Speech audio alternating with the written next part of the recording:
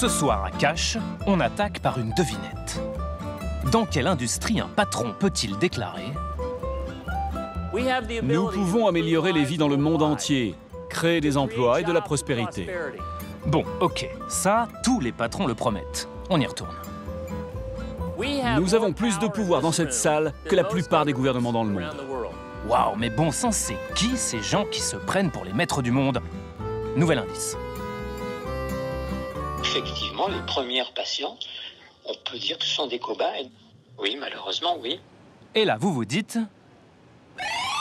Facile, l'industrie pharmaceutique. Eh ben non, raté. On vous donne un dernier tuyau. Dans ce business, il y a aussi bien des que des valves pour le cœur et tous les produits qu'on vous implante à vie dans le corps. Ah, j'en vois un qui a trouvé. C'était pas facile. L'industrie des dispositifs médicaux. Tout ce qui sert à vous soigner, mais qui n'est pas un médicament. Ce soir, Cash Investigation enfile sa tenue de bloc pour ausculter les dossiers noirs des dispositifs médicaux. Ceux qui les fabriquent, vous ne connaissez ni leur nom, ni leur logo. Pourtant, chaque année, ils engrangent plus de 316 milliards d'euros. Écoutez le PDG de leur principale fédération, le monsieur de tout à l'heure. Nous sommes des preneurs de risques de premier ordre.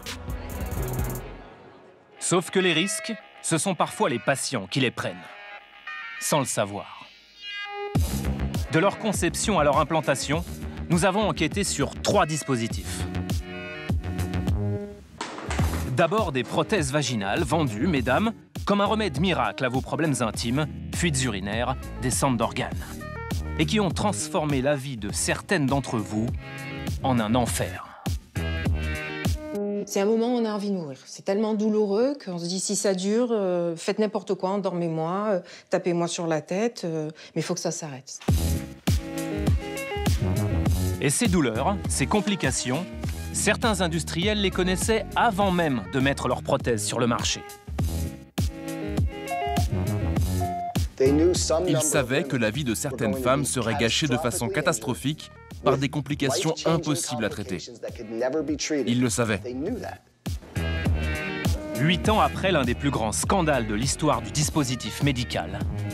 En cause, l'entreprise PIP. C'est une autre menace qui se profile, le lymphome, une forme de cancer liée à certains modèles de prothèses mammaires.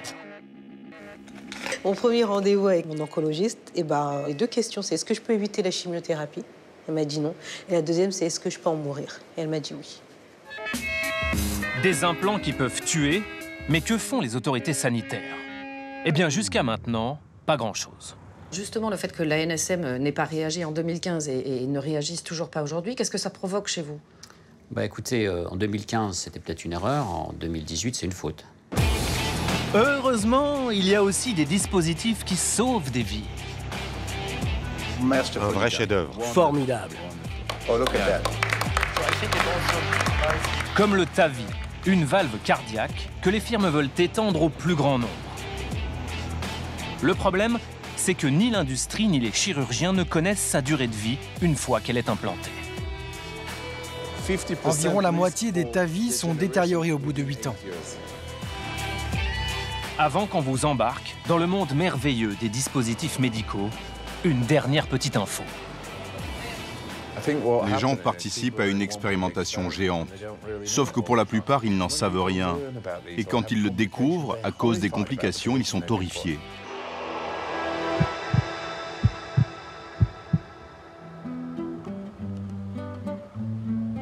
Cette enquête, on la commence avec un sujet tabou. Quand ça vous tombe dessus, c'est vrai, hein, c'est pas facile d'en parler. Pourtant, c'est un problème qui concerne près de la moitié des femmes après 45 ans. Une descente d'organes.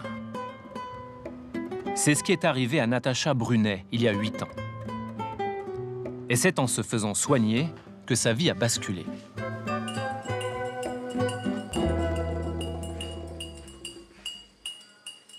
J'ai toujours dit que je suis morte. Je suis morte en 2010. La nouvelle Natacha qui est là, c'est pas moi. L'ancienne que j'étais, la personne vivante, pleine de vie, pleine de joie, pleine d'activités, qui aimait son travail, qui aimait faire plein de choses, elle est au CHU de Poitiers. Pour soigner sa descente d'organes, il y avait plusieurs options. Comme 45 000 Françaises chaque année, Natacha, elle, a choisi la chirurgie. Son gynéco opte pour l'implantation d'un dispositif médical, une prothèse vaginale. Un filet synthétique pour soutenir sa vessie. Souvent, ces prothèses règlent le problème. Ça va, mon gros? Tu t'en moques, toi? Mais parfois, comme pour Natacha, ça peut tourner au cauchemar. À l'intérieur, c'est... Voilà, c'est... je sens un corps étranger. Je la sens en moi. Au niveau de la jambe, c'est voilà, c'est tout le temps des coups d'électricité, des douleurs, une rage de dents, un truc qui s'arrête pas. Dès l'implantation, sa prothèse fait souffrir Natacha. Car une fois en place, il arrive que le filet se rétracte sur lui-même. Du coup, il tire sur les chairs et ça peut faire très, très mal. Pour la soulager, les médecins ont bien tenté de lui retirer. Mais sa prothèse n'a pas été conçue pour être explantée. Aujourd'hui, Natacha est donc condamnée à vivre avec sa douleur. Et c'est le soir que c'est le plus dur. À l'heure où rentre son compagnon, Mika. Et sa fille de 17 ans, Léa, avec son pyjama en pilou et ses anecdotes d'ado pour sa maman. L'eston, c'était un truc de ouf. Sauf que ce soir, maman est HS. Elle est belle, hein? Oui, attends, 30 secondes. Je commence à... Comme hier soir, comme ceux d'avant. Tout devient un calvaire pour Natacha. Non, ça va. Oh, putain. Même un simple aller-retour aux toilettes. Attends, 2 minutes.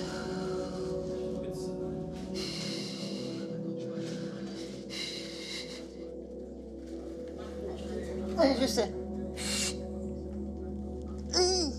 Putain, ça y est, c'est fini. Vous avez compris?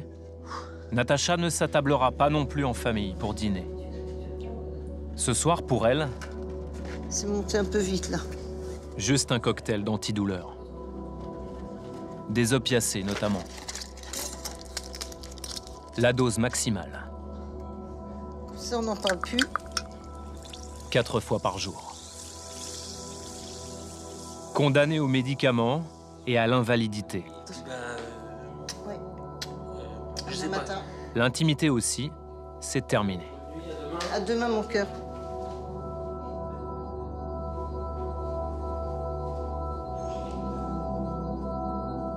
Qui est responsable du calvaire de Natacha?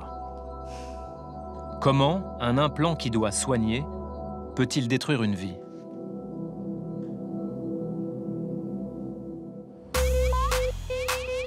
Ces questions, nous ne sommes pas les seuls à nous les poser. À 6000 km de là, une enquête se prépare sur l'industrie des dispositifs médicaux. À Washington, avec une équipe de spécialistes venus du monde entier. Pas la chorale des 4e B, là, non. Pas Joe Lagagne non plus. Toujours pas. Voilà, ici. Welcome to l'ICIJ, le consortium international des journalistes d'investigation. Si vous suivez un peu Cash, l'ICIJ, vous connaissez déjà. Avec eux, on a dévoilé le scandale des LuxLeaks, des Panama Papers, puis des Paradise Papers. Chez nous, c'est Édouard qui a fait le voyage, accompagné des confrères de Radio France et du Monde. Au total, 252 journalistes, 36 pays réunis pour lancer l'opération Hippocrate. Vous voyez, le barbu du serment, le père de la médecine éthique. Et à la tête de cette nouvelle enquête, il y a Jet Shooten. Bonjour tout le monde, ça marche? 4 ans qu'elle travaille sur les géants du dispositif médical pour la télé publique néerlandaise. Au cours d'une première enquête, notre consoeur découvre des failles inquiétantes dans le système de mise sur le marché des dispositifs médicaux. On voulait comprendre comment fonctionnait le système en Europe, car plusieurs personnes nous ont dit qu'il était mauvais. Donc on s'est dit, testons-le. Pour tester les contrôles sur les nouveaux implants, la journaliste néerlandaise va inventer une prothèse bidon, un modèle qui ressemble à celui implanté à Natacha. Et elle va le faire avec l'aide d'un grand professeur de l'université d'Oxford, Carl Hennegan, médecin et spécialiste de la preuve clinique. Pour rencontrer le professeur Hennegan, il faut partir au Royaume-Uni. À Bristol. Sympa ici, hein? Salut. Ce jour-là, face à un parterre de confrères, le professeur anime une conférence sur les dispositifs médicaux. Personne ne comprend rien à la réglementation. Moi, ça fait 12 ans que je travaille dessus. Ensemble, le médecin et la journaliste font un pari. Mettre leurs fausses prothèses sur le marché. Et ils filment leur expérience pour la télé néerlandaise. Est-ce facile pour un fabricant de mettre un dispositif sur le marché?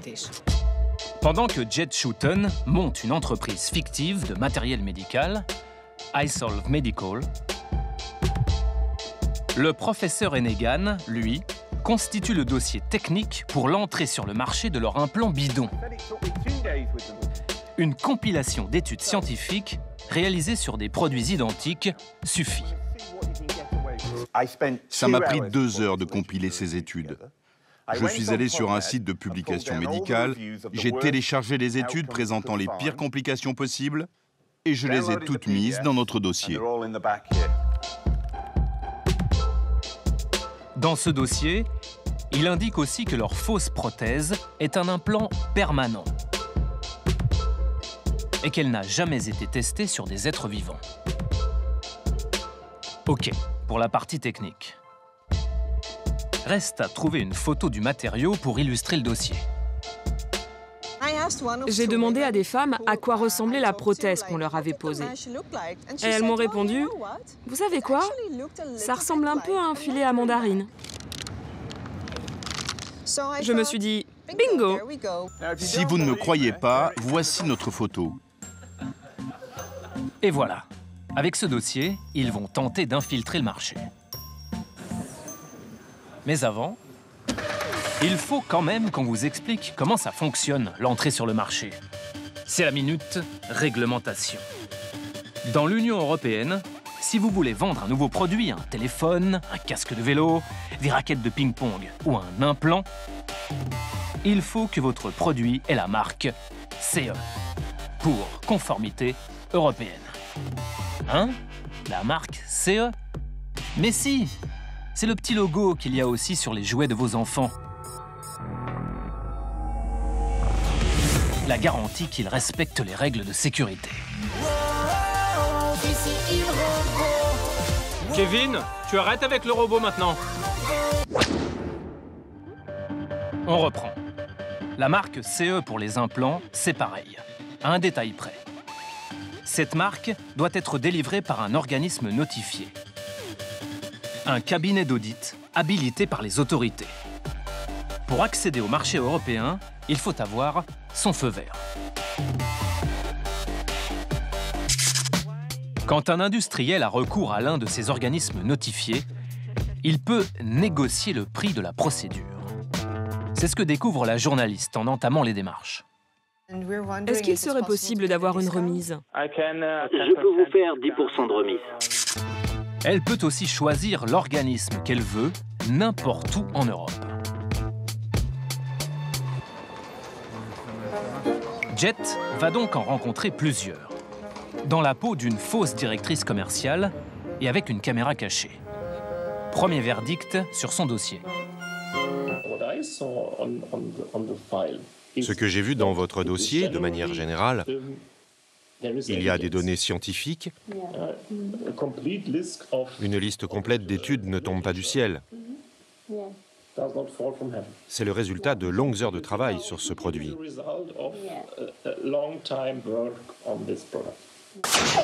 Ça m'a pris 2 heures de compiler ces études. Il y a des données scientifiques. Il s'agit de matériaux bien connus. Pourquoi pas? Et avec les organismes notifiés suivants, le dossier bidon de Jet obtient le même résultat. Je dirais que vous avez 90 ou 95% de chances de réussite. Quelle chance avons-nous d'obtenir la marque CE? Vous avez 100% de chance d'obtenir la marque CE. Récapitulons. Pour obtenir le sésame européen, le marquage CE, pas besoin de faire tester un implant par les organismes notifiés. Un dossier technique suffirait. La journaliste néerlandaise arrête ici sa démonstration. Mais elle repart avec une info essentielle donnée par les experts. C'est vous, en tant que fabricant, qui faites l'évaluation de conformité vous-même. Nous, on ne certifie pas le produit. On certifie que le système de gestion de qualité du fabricant permet au fabricant d'être en mesure d'évaluer lui-même sa conformité. Ah mais c'est génial! C'est comme si vous faisiez tout seul votre contrôle technique. Puis qu'ensuite, vous alliez au centre de contrôle technique sans votre voiture pour dire « Bonjour monsieur, j'ai bien fait mon contrôle technique ». Alors là, le technicien du centre, il valide votre fiche de contrôle technique qui dit « Contrôle technique, OK ». À la fin, vous repartez avec votre vignette de contrôle technique. Salut, salut! Un jeu d'enfant. Ça fonctionne vraiment comme ça? À Bristol, on a posé la question au spécialiste, le professeur Carl Hennegan. Le marquage CE signifie une seule chose. Quand un implant, par exemple une prothèse de hanche, est certifié, cela veut dire qu'elle est conforme dans la taille et dans la forme, mais certainement pas qu'on aura prouvé son efficacité et sa sécurité. Mais donc, c'est un univers où il n'y a pas vraiment de contrôle. Personne ne sait vraiment avec quel niveau de preuve clinique ces implants sont mis sur le marché. Ce sont d'abord les industriels qui contrôlent et prouvent la sécurité de leurs produits. Vous voyez le conflit d'intérêts là-dedans. Ah ouais. C'est un peu inquiétant quand même, non ? Ce marquage CE. Heureusement, on se dit qu'en France, les autorités veillent. Les dispositifs médicaux, ça doit être comme les médicaments, très contrôlés. Bah oui, c'est important la sécurité. Et chez nous, c'est l'ANSM qui délivre les autorisations de mise sur le marché. L'ANSM, c'est la police sanitaire française. C'est elle qui garantit la sécurité des produits de santé depuis les essais initiaux jusqu'à la surveillance après autorisation de mise sur le marché. Alors nous aussi, tiens, on va tenter un truc un peu dingue. Décrocher l'autorisation de l'ANSM pour une prothèse vaginale fictive. Pour ça, d'abord, on a créé une vraie société. La preuve, dans le journal du matin, à la rubrique « Annonce légale ». Tout simplement, DM ELISE, comme dispositif médical ELISE. Objet social, l'acquisition, la détention, la vente et la distribution de matériel médical. autorisation? Pas encore, monsieur. Mais justement, c'est le but, obtenir une autorisation de la NSM.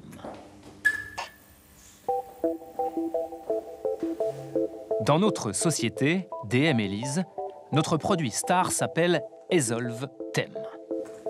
C'est la version francisée de la fausse prothèse de la journaliste et du professeur. Pour la commercialiser sur le marché français, la procédure est la suivante. Un formulaire à remplir, avec en pièces jointes les 2 seuls documents obligatoires à fournir. L'étiquetage du produit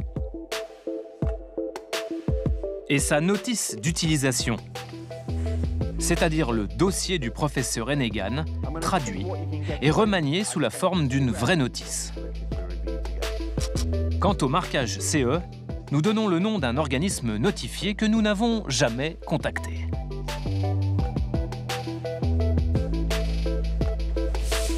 Notre candidature est prête. On envoie le dossier à la NSM. Un mois plus tard, une réponse par courriel. Vos mails du 20 juillet 2018 nous sont bien parvenus et votre dossier est en attente de traitement. Vous recevrez un accusé de réception dès que nous aurons procédé à l'enregistrement de vos dispositifs médicaux. Toutefois, vous n'avez pas besoin d'attendre ce document pour faire la mise sur le marché de vos dispositifs médicaux. Et c'est là que l'on comprend le système. Oui, ça paraît dingue, mais c'est la loi. En France, contrairement aux médicaments, les dispositifs médicaux n'ont pas besoin d'une autorisation de mise sur le marché. La NSM n'est donc qu'une chambre d'enregistrement des implants.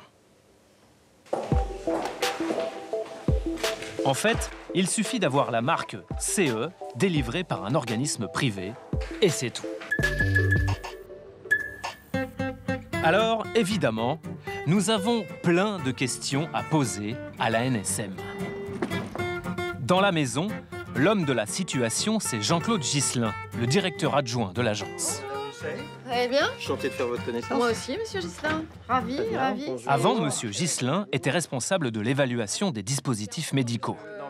Il est pile à l'heure et surtout fin prêt à démarrer. On va vous installer pour le maquillage. Vous êtes maquillée? Oui. Ah, alors juste un coup de poudre, peut-être, Esther. Oui. Vous avez une maquilleuse à la NSM? C'est qu'on est beaucoup sollicité et en fait, bon, ça nous gagne du temps. Ah, et vous êtes une star de la télé, quoi. Non, pas assez. Allez, on range les pinceaux, on va parler dispositifs médicaux. Jean-Claude Ghisselin, vous êtes le directeur des situations d'urgence, des affaires scientifiques et de la stratégie européenne de l'ANSM. Et vous avez une spécialité qui nous intéresse beaucoup, les dispositifs médicaux. En fait, les dispositifs médicaux, c'est un monde très très vaste.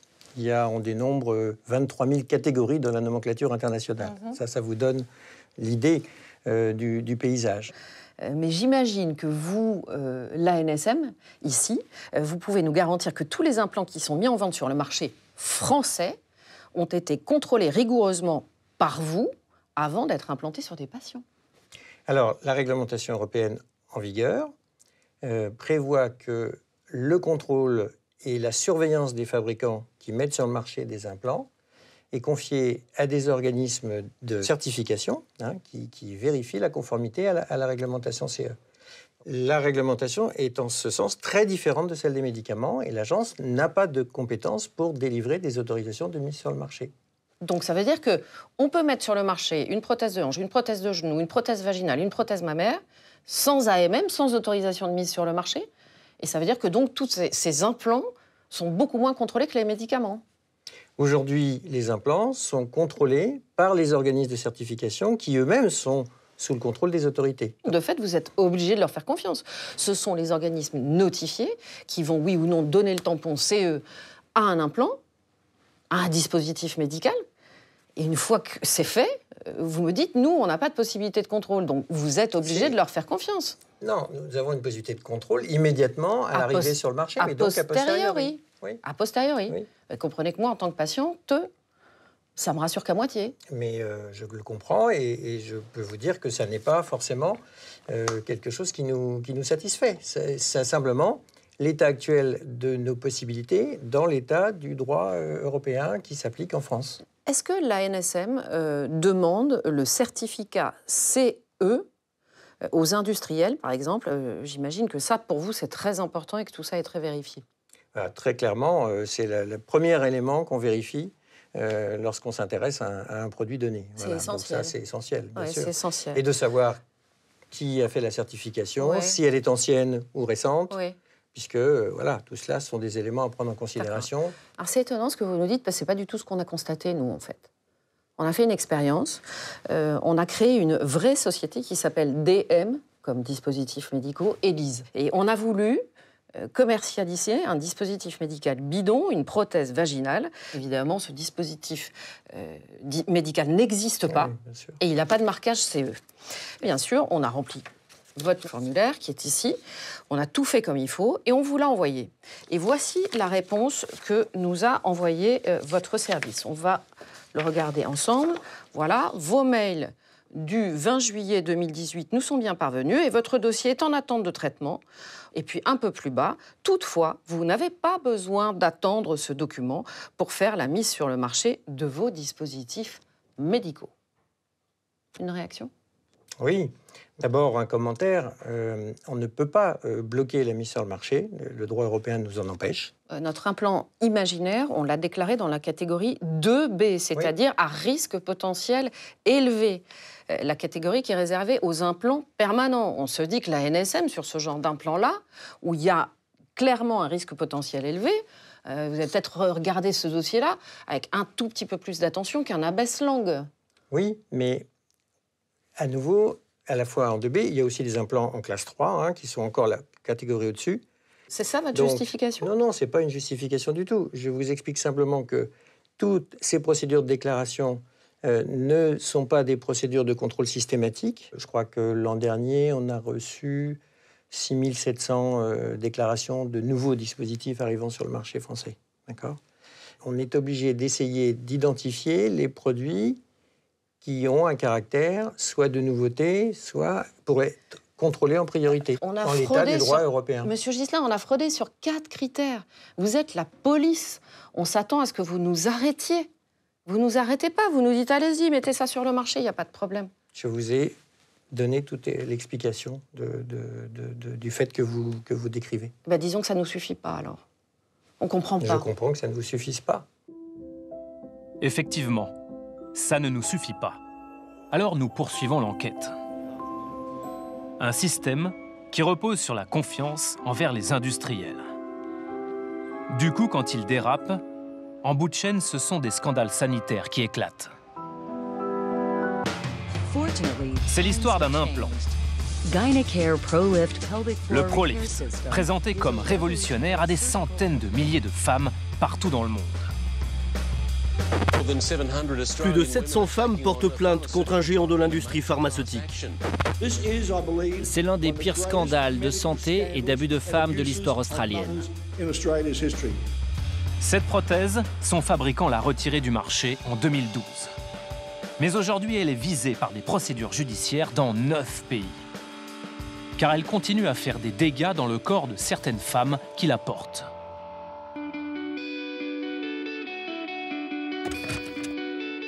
Dis, tu te souviens de Cathy? Cathy de Nice? Oui, celle qui grimpait sur le Ventoux. Ah, la Cathy qui ne s'arrêtait jamais, toujours au sommet de sa forme? Oui, tout ça c'est fini. Ah bon? Mais c'est fini depuis quand? Depuis la pose de sa prothèse vaginale. Ah ouais? La même prothèse que celle de Natacha? Ouais, exactement la même. Dans l'arrière-pays, la voici aujourd'hui, Cathy de Nice. Il y a peu, comme Natacha, Cathy Vigneault travaillait, infirmière à l'hôpital de nuit. Nous, la nuit, on soulevait des malades de 80 à 100 kilos, c'est par centaines de kilos à la fin de la nuit. Oui, à l'époque, vous étiez encore infirmière. Oui, bien sûr. J'ai exercé, j'avais 50 ans, j'étais loin de ma retraite. Un métier difficile, 2 accouchements. En 2010, le corps de Cathy fatigue. Elle a le même souci que Natacha, une descente d'organes. Son gynéco lui propose alors l'option chirurgicale et la pose d'une prothèse vaginale, le ProLift. Voilà, on voit bien, gynécaire ProLift. Il m'a juste dit que voilà, il me faudrait quelque chose de très solide et que je pourrais faire n'importe quel sport après, sauter, courir, faire du cheval. Dans un mois, vous reprendrez votre vie comme avant. Mais à aucun moment on me parle de risque par rapport à la prothèse. Ça ne m'a pas été signalé. Il n'y a jamais eu d'évocation de complications? Non, pas du tout. Je me suis attachée à passer mes 3 ans. Mais 3 ans après l'opération, arrivent les complications. L'infirmière les note jour après jour dans un journal. Peur de la douleur. Des douleurs intenses, inexpliquées, qui l'empêchent de marcher, de rester assise, de vivre. À chaque fois que j'urinais, je hurlais pas, mais je gémissais. Je pleurais, je gémissais, j'étais au bord de l'évanouissement. Absence de relations sexuelles? Ah oui, là, pendant cette période-là, c'était même pas me frôler. Je ne supportais plus au contact, ni visuel, ni toucher, ni rien. Vertige? Une fatigue énorme, des vertiges, des malaises. Je comprenais pas ce qui m'arrivait, franchement. 9 mois d'errance, à multiplier les examens jusqu'à une première radio. Verdict, son ProLift se déplace. Vous avez bien entendu. Des bouts de son ProLift migrent dans son vagin, dans sa vessie. En voici un, cette petite tache blanche. On a du mal à se dire que ce petit bout-là, en fait, vous déchire la vessie. Jour après jour, il a avancé jusqu'à traverser, rester dans la vessie. Il est au beau milieu de la vessie. C'est comme si on vous coupait sans anesthésie. Après ça, vous avez été opéré combien de fois? Ça a été tous les ans, 3 fois. Il a retiré le maximum. Il m'a dit tout ce que j'ai pu retirer, je l'ai retiré. Aujourd'hui, il reste toujours à Cathy un fragment de ProLift qui se déplace à l'arrière de son corps. Trop difficile à retirer. Cette prothèse est conçue pour rester à vie. Avec tout ça, l'infirmière a dû prendre une retraite anticipée, une pension à taux réduit et une vie au ralenti. Demandez à Maurice, son mari. Tout ce qu'ils aimaient faire à deux, c'est derrière eux. C'est plus comme avant. On fait des choses, on sort, on fait des choses, mais c'est plus comme avant. Avant, elle ne se plaignait jamais, elle était contente, tout. Maintenant, elle a mal. Qu'est-ce que vous voulez? Mais en même temps, c'est pas sa faute. Non, non, c'est pas sa faute, non. C'est la faute de qui, d'ailleurs, selon vous? Je ne sais pas. Vous êtes en colère? Je préfère pas répondre. Ce ProLift, qui ravage le corps de Cathy, nous avons voulu voir de près à quoi il ressemblait. Le produit a été retiré du marché en 2012, mais nous avons quand même réussi à en commander un sur Internet. Ça, c'est la prothèse. Et voici les instruments qui servent à l'insérer. Le tout estampillé CE, évidemment. Sous les 3 grammes du ProLift, un poids lourd de l'industrie médicale. L'américain Johnson & Johnson, numéro 1 mondial de la santé.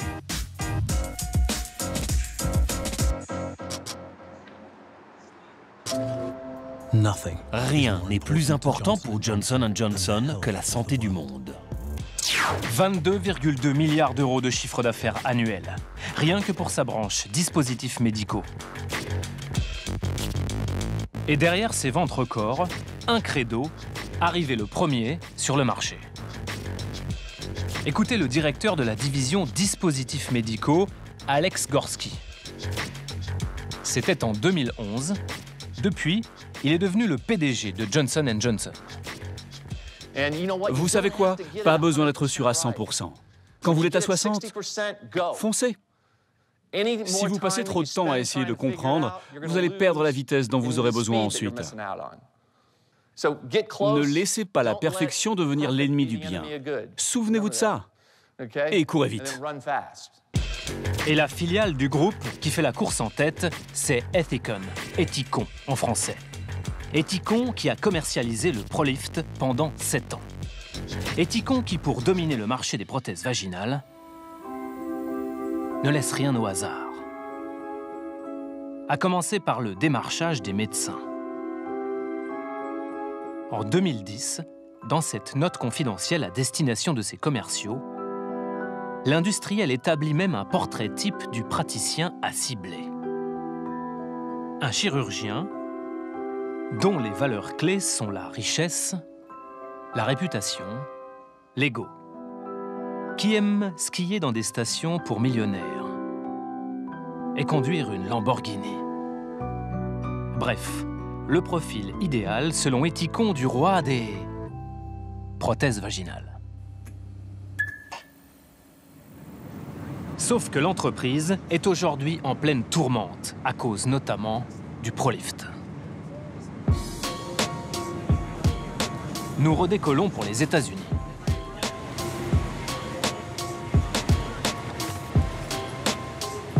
Outre-Atlantique, 41 700 femmes ont porté plainte contre Etikon et les ravages de ses prothèses vaginales. Sa maison mère est également visée par les autorités judiciaires dans plusieurs États. Johnson & Johnson a sciemment et de façon trompeuse commercialisé des dispositifs médicaux appelés des mèches vaginales. Pendant plus d'une décennie, Johnson & Johnson a donné une fausse image des risques associés à leurs produits. S'il vous plaît, gardez votre ceinture attachée pour votre sécurité. Nous allons nous trouver dans une zone de turbulence inattendue. Les turbulences pour Etikon et son Prolift sont arrivées d'une petite ville au fin fond du New Jersey. Roseland. 6000 habitants et une star du barreau.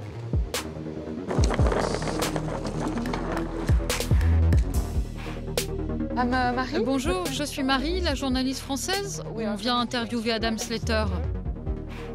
Voici la star, Adam Slater. Le ténor qui fait trembler Etikon vit dans ses dossiers depuis 5 ans. Il a fait condamner l'industriel à des dommages et intérêts records. 39,6 millions de dollars, soit 35 millions d'euros, pour 3 femmes seulement, 3 victimes du Prolift.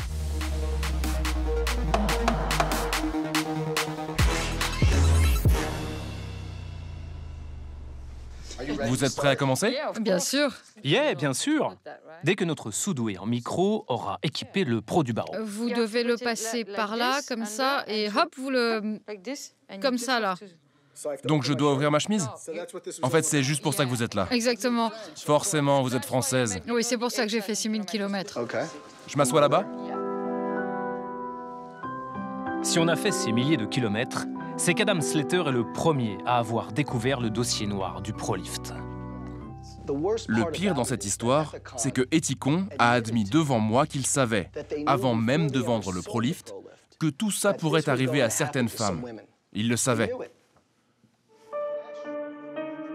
Etikon, la filiale de Johnson & Johnson, connaissait-elle, comme l'affirme l'avocat, les complications provoquées par sa prothèse avant sa mise sur le marché.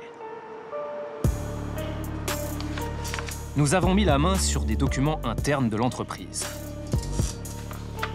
Nous sommes dans les années 2000. Etikon est en train de concevoir le Prolift. Son but, devenir le leader sur le marché des prothèses vaginales. Apparemment, l'industriel veut aller vite. Voici ce qu'il indique. Des données cliniques à long terme ne seront pas nécessaires pour lancer le produit. Etikon n'attend pas. Etikon se précipite. Etikon court aussi vite qu'il peut pour arriver sur le marché, car plus il passe de temps en développement, plus il dépense d'argent et moins il en gagne. Etikon mène des essais pendant 1 an. C'est durant cette phase que se révèlent les complications du futur Prolift. La principale préoccupation, c'est la rétraction de la prothèse qui peut provoquer des douleurs. Pire, un haut dirigeant d'Etikon va même jusqu'à écrire que ce type de complication est le prix à payer pour certaines des femmes qui seront opérées. Ils n'ont pas prévenu les médecins. Ils n'ont pas prévenu les patientes. Les femmes à qui on a implanté le Prolift de façon permanente n'ont pas été prises en considération. Elles ont juste été des cibles de vente.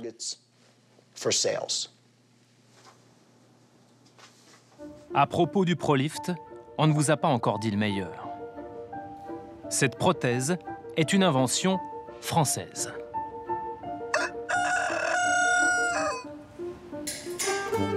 Dans les années 2000, voici le gynécologue qui a élaboré le futur Prolift pour le compte d'Ethicon, Bernard Jacquetin.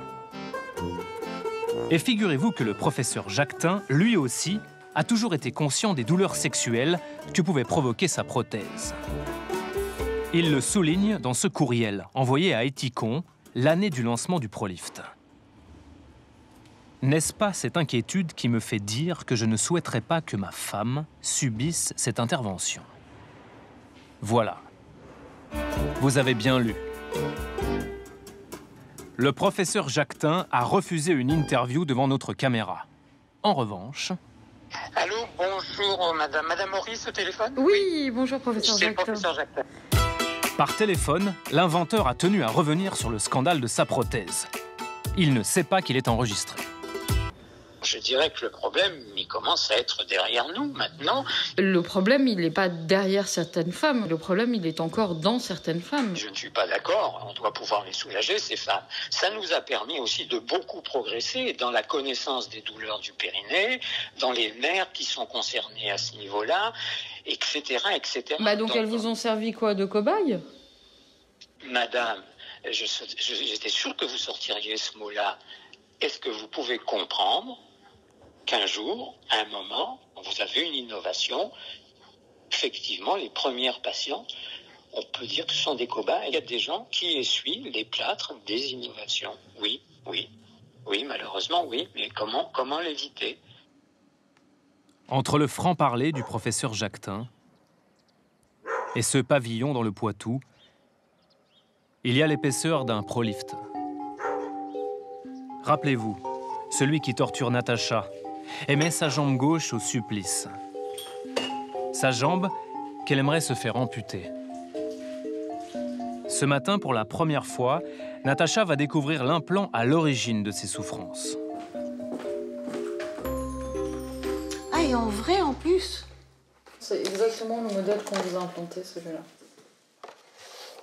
Donc ça, dedans, j'ai... Oh, c'est léger. C'est ma... Wow.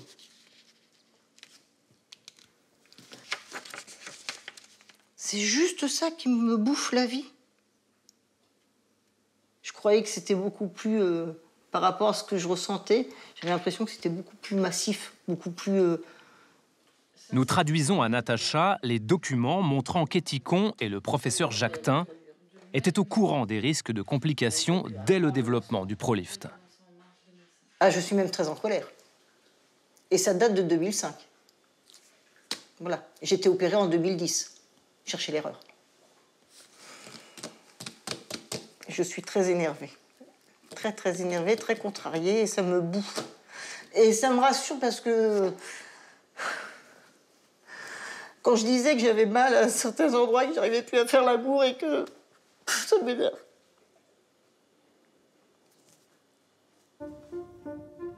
Il est temps de contacter Ethicon. Enfin, plutôt son directeur des affaires médicales. Le monsieur, là, sur la blouse, à côté d'Élise. Axel Arnaud. Bonjour, vous êtes sur la messagerie de... Axel Arnaud. En plus, ça tombe bien, il est français. Oui, bonjour Monsieur Arnaud, c'est Élise Lucet, France 2, Cache Investigation. Des messages, on lui en a laissé 3. Mais Axel Arnaud est aux abonnés absents.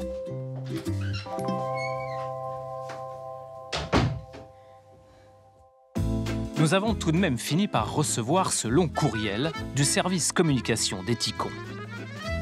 Nous compatissons avec chaque patiente qui a vécu des complications à la suite d'une chirurgie. Ah bah ça, c'est sympa pour Cathy et Natacha, tiens, on leur dira. Mais Ethicon tient surtout à nous rassurer.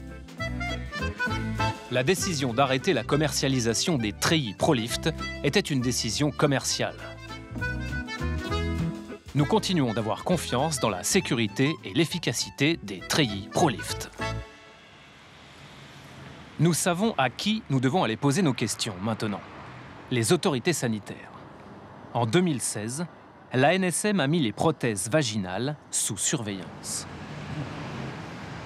J'imagine que vous connaissez bien sûr le produit, le Prolift.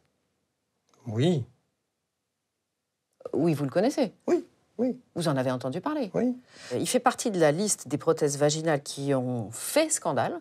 Et je crois qu'ils vous ont poussé, vous, à la NSM, à mettre ce type de dispositif sous surveillance renforcée. C'est bien le cas. On peut dire ça. C'était un de ceux pour lesquels on avait effectivement des remontées qui nous préoccupaient. Alors justement, à propos de ce Prolift, on est tombé sur un document étonnant. Il n'émane absolument pas de vos services à vous, mais il émane de la Haute Autorité de Santé. Ce document, on vous le montre. C'est un avis rendu en 2007 par la Haute Autorité de Santé. L'autorité publique qui décide si un implant est suffisamment efficace pour être remboursé par la Sécu. Sa décision, le Prolift ne sera pas remboursé. Son intérêt thérapeutique est insuffisant. Voilà la conclusion. Je vous la donne et je vous la lis en même temps. Au vu des données disponibles, l'intérêt spécifique du Prolift pour la santé publique ne peut être établi. Ça, quand la Haute Autorité de Santé publie ça, qu'est-ce que vous, la NSM, vous faites sur le Prolift? Mais encore une fois, l'agence ne peut que vérifier les données en question et vérifier si elles sont conformes aux exigences réglementaires. Nous faisons de la régulation. Donc, on n'a pas de capacité d'interdire la mise sur le marché du produit sur un tel avis. Parce que là, si vous voulez, encore une fois, moi je me mets à la place du grand public. Il y a un avis de la Haute Autorité de Santé, il y a des patientes qui se plaignent de complications liées à cet implant. Et moi, je me dis, la police sanitaire, elle doit faire son boulot, elle doit retirer ce produit du marché. Oui. C'est son job. Mais vous avez une définition de police sanitaire que je partage, mais qui s'inscrit dans un cadre juridique. C'est-à-dire, nous n'avons pas tous les pouvoirs. Nous n'avons pas des pouvoirs de police généraux.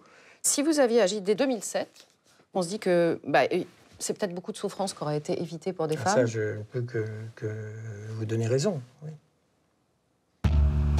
Pour le Prolift, c'est noté, monsieur Ghislain. Mais maintenant, on fait quoi pour les autres prothèses vaginales que vous avez mises sous surveillance? Parce qu'à 2 heures de train, nos voisins ont pris une mesure radicale.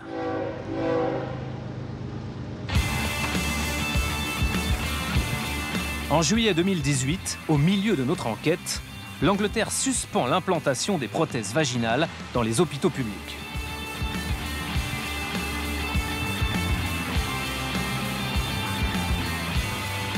L'implantation de toutes les prothèses vaginales est suspendue.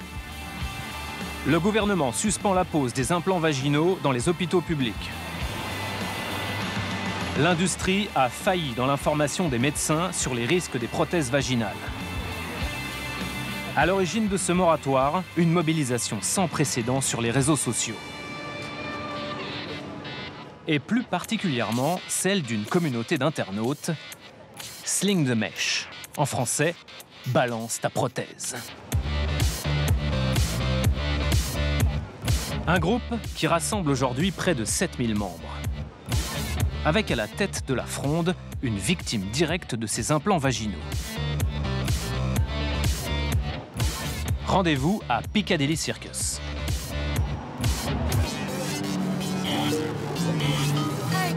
Bonjour Kat, enchantée. Ah, problème, réseau.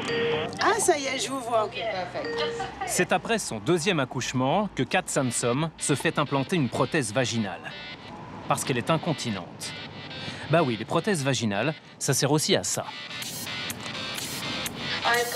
J'ai 2 filles, et même si je ne souffrais que d'une incontinence légère, cela me gênait beaucoup. On m'a dit que c'était une opération simple. On ne vous prévient jamais des risques. Moi qui étais une mère super active, je me suis immédiatement retrouvée paralysée par la douleur. J'étais tellement en colère que j'ai décidé que j'allais faire interdire ces prothèses. Kat décide alors de mettre son métier au service de la cause. Ah oui, on ne vous a pas dit, dans la vie, Kat est journaliste. 4 semaines après l'opération, j'étais en contact avec d'autres victimes. À la 5e, je commençais à mettre sur pied la campagne et à la 10e, je lançais le groupe Sling the Mesh. Il fallait une journaliste en colère pour faire passer le message dans les médias, parce que personne ne prenait les victimes au sérieux. On a forcé les autorités à réagir. Mais pour ça, il a fallu les dénoncer publiquement. Dénoncer les chirurgiens, la sécurité sociale, le ministère de la Santé, pour qu'enfin, tous se rendent compte qu'il fallait faire quelque chose. Gonflé, mais efficace. Car après tout ça, le ministre de la Santé anglais, Jeremy Hunt, a lancé une commission d'enquête, puis suspendu les prothèses vaginales. Il faut dire que la facture est salée pour le contribuable. Suivez-nous. D'abord, on met la main sur un rapport du NHS, la Sécu anglaise. Publié au printemps 2018, il fait l'inventaire des interventions sur ces 9 dernières années. Pour la descente d'organes, 27 000 prothèses synthétiques posées. Pour l'incontinence, 100 000 et quelques femmes implantées.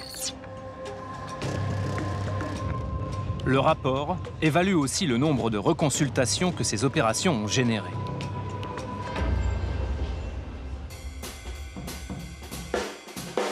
À partir de ces données, le professeur Hennegan a fait une série de calculs. D'après mes estimations, cela représente plus d'1 million de consultations, dont on peut évaluer le coût à environ 120 millions de livres sterling. 120 millions? Et là, je vous parle juste des reconsultations à l'hôpital. Cette somme n'inclut pas les visites chez le généraliste et les coûts des réinterventions nécessaires. Donc 120 millions de livres uniquement pour les prothèses pour incontinence.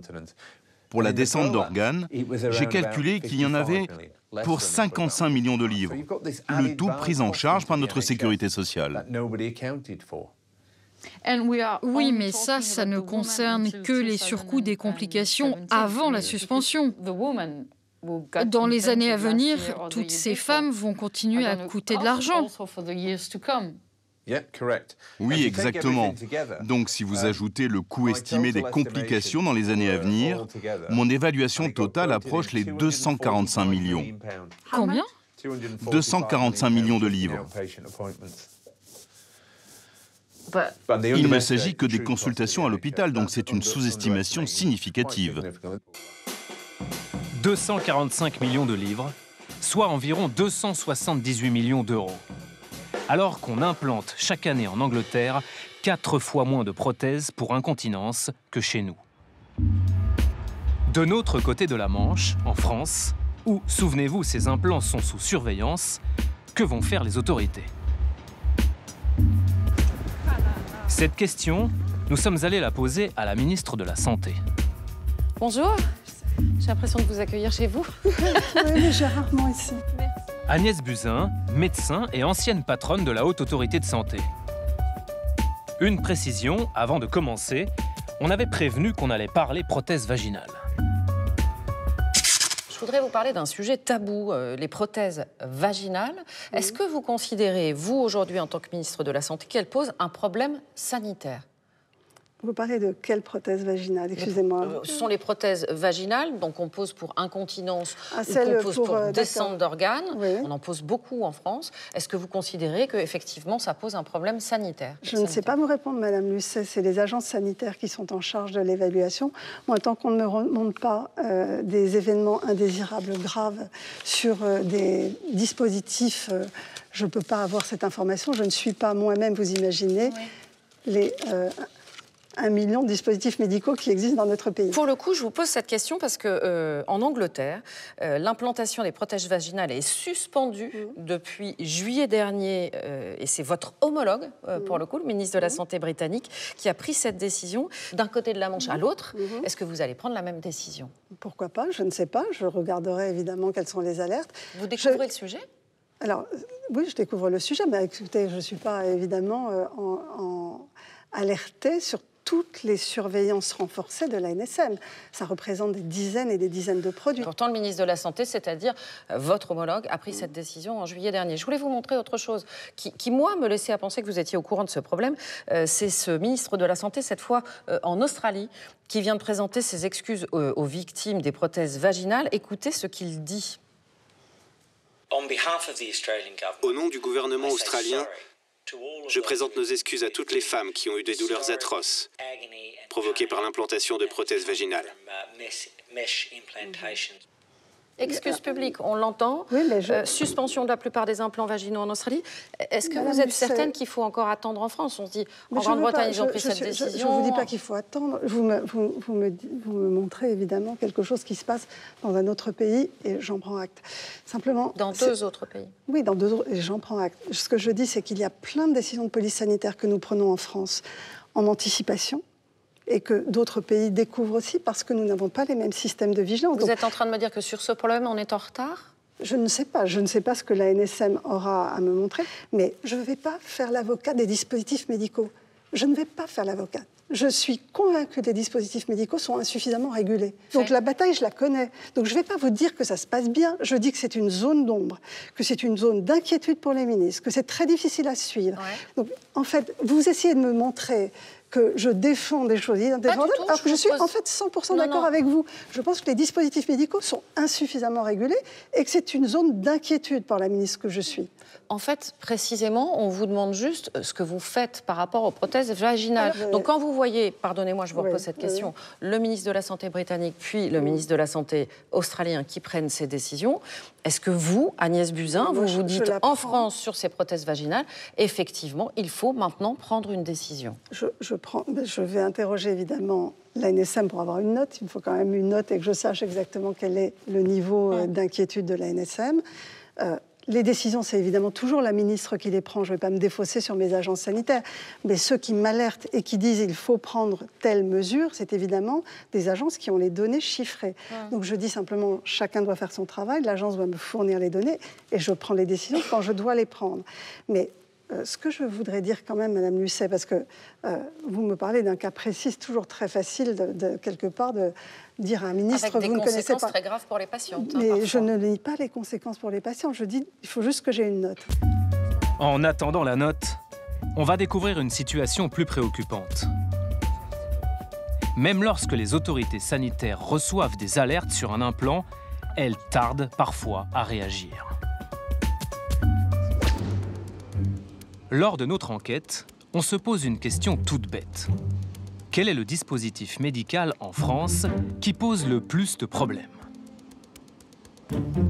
Nous demandons à l'ANSM de nous faire parvenir la liste des incidents signalés sur tous les implants. Des informations qui devraient être accessibles au public. L'ANSM traîne des pieds. Mais après plusieurs mois de négociations, l'agence nous envoie enfin ce magnifique tableau. 180 000 lignes. La base de données censée contenir tous les problèmes rencontrés par les patients à cause de leur dispositif médical, du plus bénin au plus grave.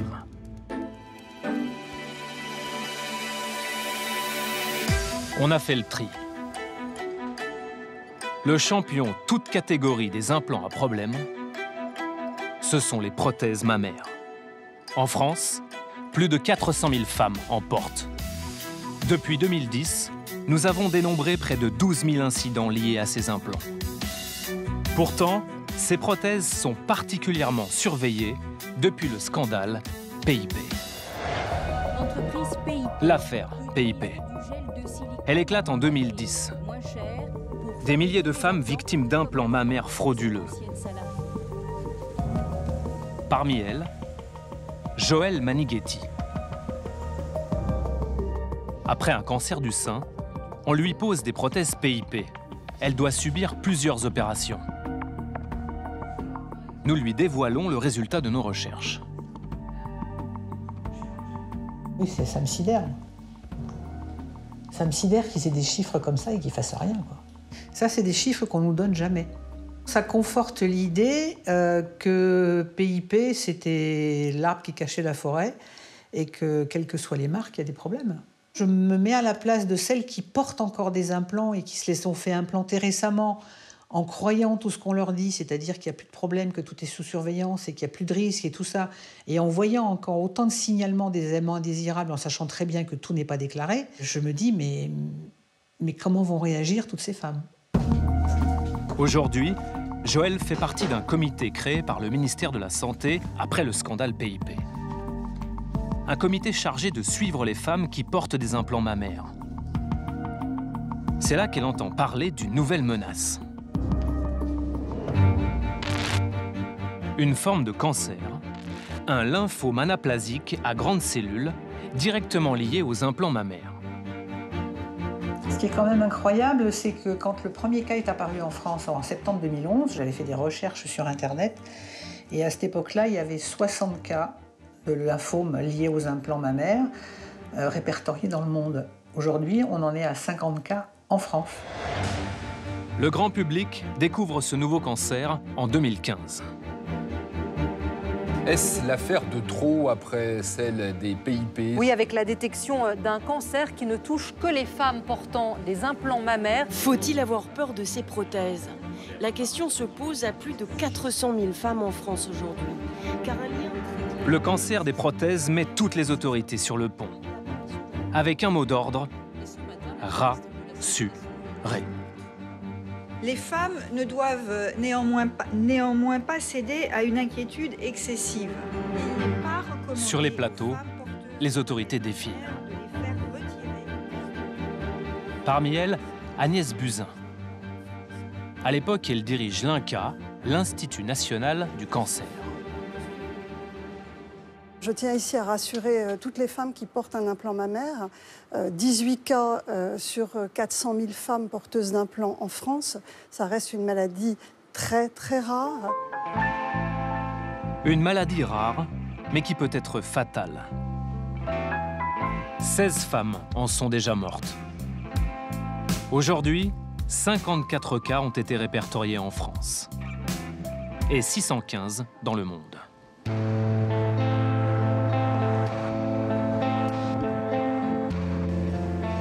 Clara Torres est atteinte de ce lymphome. C'est à la salle de sport qu'elle se mesure à la maladie. J'ai très envie de courir, mais je ne peux pas respirer. En fait, j'ai des caillots dans les poumons. Si je force trop, j'ai du mal à respirer. Et bon, je ne veux pas forcer. La dernière fois que j'ai fait ça, j'ai fini aux urgences, donc... Et quand elle soulève de la fonte, ça n'est guère mieux. Oh, putain. Là, c'est 70 pounds. J'ai essayé 80, mais je peux pas. Et avant que je sois malade, en fait, je descendais jusqu'à 130 et 140. J'ai l'impression d'être faible. Et j'aime pas ça. C'est pas grave, je vais y revenir bientôt.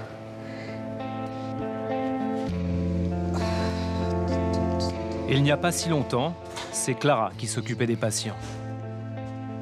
Cette Française travaillait comme aide-soignante dans un hôpital de la banlieue de Washington, aux États-Unis. Aujourd'hui, c'est elle qui est malade, traitée par chimiothérapie. J'ai plus de cils.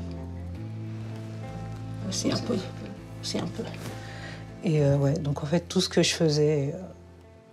Tout ce qui est le côté beauté, et toutes les 3 semaines, je fais mes ongles, je suis sûre que mes cheveux sont faits. Eyelashes, eyebrows, everything. No. J'ai juste arrêté. Et tout ce qui est superficiel, ben, on met ça de côté. Le traitement se rappelle à elle. J'ai chaud là, ça commence. J'ai fait de la chimiothérapie, t'as chaud. Clara avait 27 ans quand elle s'est offert une nouvelle poitrine. C'était petit. En fait, pour moi, une femme doit avoir des seins. Pas des énormes, mais doit avoir des seins. Donc je me suis toujours dit que j'aurais des seins. Donc ouais. Et c'est sur 2 ans. Quand les premiers symptômes apparaissent l'hiver dernier, les médecins qu'elle consulte n'identifient pas la menace. Une succession de rendez-vous en France, aux États-Unis, pour conclure qu'il n'y a pas de quoi s'alarmer. Donc en fait, tout va bien, il n'y a rien, j'ai pas à m'inquiéter. Donc j'ai un gros ganglion sous le bras, j'en ai un autre là, et ils ont trouvé 2 autres là, mais il n'y a rien de suspect. Tout ça pour un mois, même pas un mois après, diagnostiqué avec un cancer. C'était en mai 2018. Le lymphome de Clara est finalement identifié, au stade 4, le plus élevé. Quelques semaines après ce tournage, ses prothèses lui ont été retirées. Mais elle est toujours sous traitement.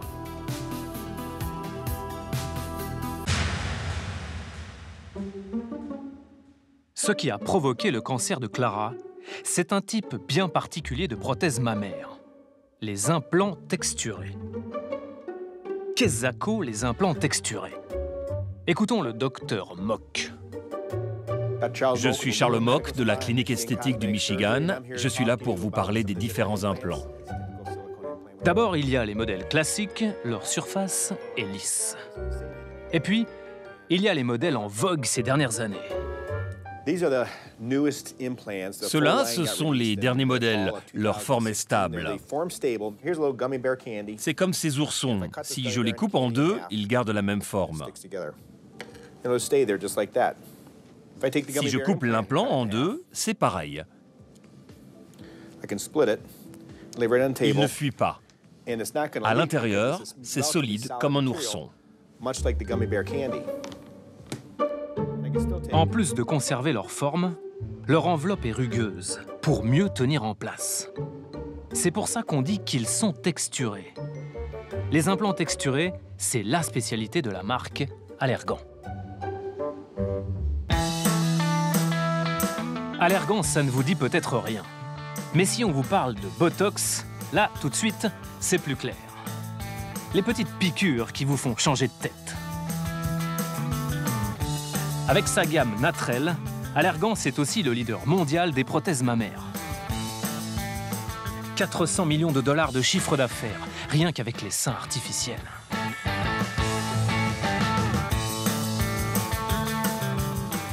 Les prothèses texturées, une invention maison. Fabriquée sous le soleil des tropiques. Bienvenue au Costa Rica, ses plages et ses Bernard l'Ermite. Bienvenue surtout dans l'usine où Allergan fabrique ses prothèses. Ils en sont tellement fiers qu'ils ont invité Matthew, chirurgien esthétique américain, à venir la visiter. Une visite, on ne peut plus spontanée. Ces prothèses qui s'accrochent mieux au tissu, toute l'équipe d'Allergan est ravie de les présenter à Matthew. Étude clinique à l'appui. Nous avons le plus grand nombre de publications de toute l'industrie pour étayer le recours à nos implants mammaires. Matthew, le chirurgien, est reparti sans poser la moindre question. Dommage. Les interrogations sur les prothèses maison, ce n'est pourtant pas ce qui manque. Des recherches scientifiques montrent un lien entre les implants Allergan et le lymphome. Prenons cette étude de 2017, réalisée en Australie et en Nouvelle-Zélande. Elle montre que les femmes qui ont des implants Allergan ont 14 fois plus de risques de développer un lymphome que les porteuses d'autres prothèses texturées. Il y a aussi cette étude américaine. Sur plus de 17 000 femmes porteuses de prothèses texturées Allergan, une femme sur 2200 court le risque de développer le lymphome. En France, selon la NSM, 64% des lymphomes liés aux implants mammaires affectent des femmes qui portaient des implants Allergan au moment du diagnostic. Pour mieux comprendre les risques posés par ces prothèses texturées, nous sommes allés à l'hôpital Georges Pompidou à Paris, dans le service du professeur Lantieri. Alors, on en a apporté un implant macro-texturé. Eh oui, nous ne sommes pas venus les mains vides.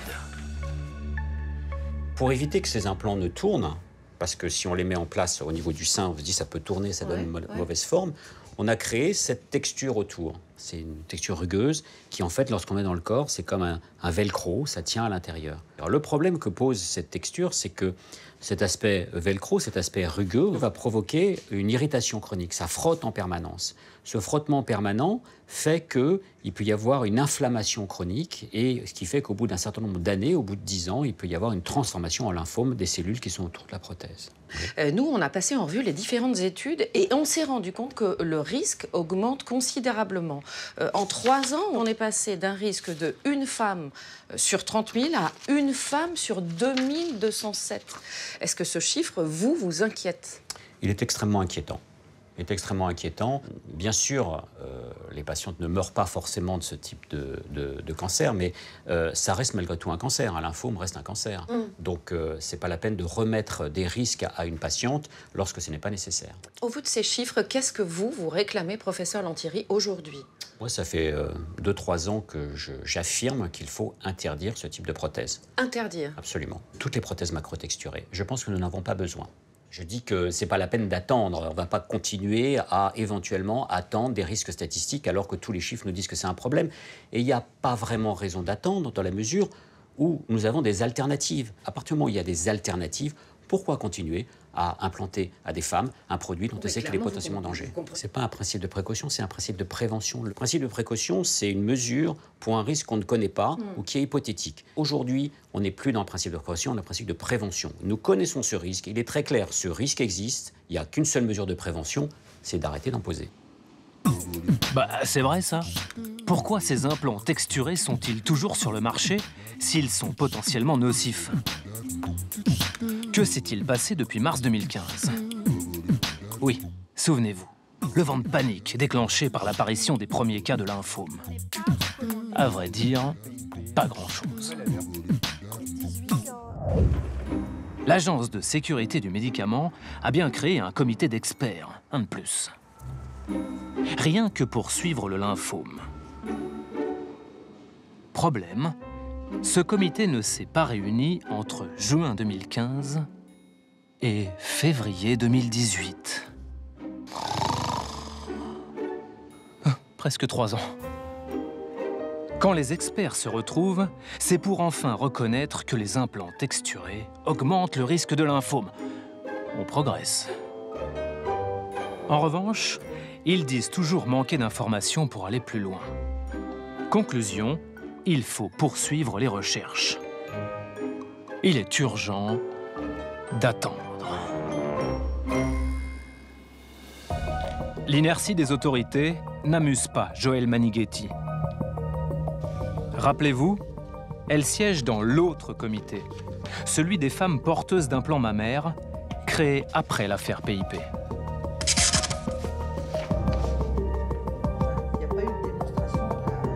L'ANSM, c'est bien la police sanitaire. La police, elle enquête. Oui, pour l'instant, elle recueille les informations, elle observe et elle étudie. Mais pour l'instant, elle ne décide pas parce que pour elle, il n'y a pas suffisamment d'informations qui font que... Mais pour l'affaire PIP, c'est pareil. On s'est aperçu qu'il y avait eu des alertes 5-6 ans avant, qu'on aurait pu découvrir l'affaire 5-6 ans avant. On est dans le même cas de figure. Et on nous dit chaque fois, il n'y a pas d'éléments suffisants pour faire une décision de police sanitaire. C'est toujours la réponse qu'on nous fait, chaque fois la même chose. Le nombre de cas augmente, mais il n'y a pas d'éléments suffisants. Aux côtés de Joëlle Manighetti, dans le comité, il y a aussi le professeur Lantieri. Laurent Lantieri, clap deuxième. Pour lui, même constat. Les années passent et rien ne se passe. On a vraiment l'impression qu'on nous réunit juste pour nous réunir, hein. Enfin, juste pour faire du langage, juste pour faire de la com. On se réunit. On nous fait quelques présentations avec des slides, des PowerPoint qui nous expliquent ce qu'il en est. Et l'année suivante, on se réunit, on nous présente quelques PowerPoint, quelques slides, et c'est toujours la même chose et toujours la même histoire. Dites-moi, vous avez l'air très critique par rapport à ce comité. Je suis extrêmement critique par rapport à ce comité qui a été mis en 2012, et je suis très critique parce que les femmes qui ont eu ce malheur d'avoir ce type d'implantation, visiblement, n'ont pas été écoutées. On le rappelle, selon l'ANSM, près des 2/3 des patientes atteintes par le lymphome portaient des prothèses allergans. Ces chiffres, en tout cas, ils inquiètent certains instituts de cancérologie et parmi les plus réputés, au point qu'ils ne souhaitent plus poser, mais alors plus du tout, d'implants Allergan. C'est ce qu'on peut lire dans le compte-rendu du comité de suivi du 19 septembre. On y lit que l'Institut Curie ne pose plus d'implants de la marque Allergan. L'Institut Curie, il a une réputation mondiale. Donc on se dit que là, il se passe quelque chose. Ben, ça prouve que je ne suis pas le seul à dire ça. C'est-à-dire que des grands instituts ne veulent plus prendre ce risque. Les chirurgiens plasticiens ont très clairement identifié ce risque, mais c'est un petit peu dommage qu'on nous demande encore de prendre nos responsabilités et de dire à vous, chirurgiens, c'est vous qui prenez vos responsabilités. C'est ce qu'on vous dit. C'est ce qu'on nous dit. Il y a un moment où ce n'est pas notre rôle. Nous, notre rôle, c'est de faire notre travail de chirurgien, de médecin, de prévenir les patients. Et c'est aux institutions de tirer la sonnette d'alarme, clairement. Et de prendre des mesures de police sanitaire, d'interdire ou d'autoriser tel ou tel produit. Et justement, quand vous avez dit ça en 2015, puis par la suite, qu'est-ce que vous a répondu l'ANSM, l'Agence nationale de sécurité du médicament? La réponse, c'est on va voir, on va étudier. Mais alors justement, le fait que l'ANSM n'ait pas réagi en 2015 et ne réagisse toujours pas aujourd'hui, qu'est-ce que ça provoque chez vous? Écoutez, en 2015, c'était peut-être une erreur. En 2018, c'est une faute. À l'ANSM, on doit un peu avoir les oreilles qui sifflent. Alors les critiques du professeur Lantieri sur les tergiversations de l'agence, on en pense quoi? Qu'est-ce que ça provoque chez vous? En 2015, c'était peut-être une erreur. En 2018, c'est une faute. Je comprends sa réaction. Nous faisons beaucoup pour ce domaine et nous allons conclure bientôt sur ce sujet. Il n'y a pas que le professeur Lantieri, l'Institut Curie. L'Institut Curie a arrêté de poser des prothèses Allergan. Mais la proportion Allergan sur ces rares, il faut rappeler que c'est une pathologie certes grave, mais heureusement qui reste très rare, est liée au volume d'utilisation de ces implants en France. Et nous avons, parmi les cas de lymphome, beaucoup d'autres marques d'implants texturés également.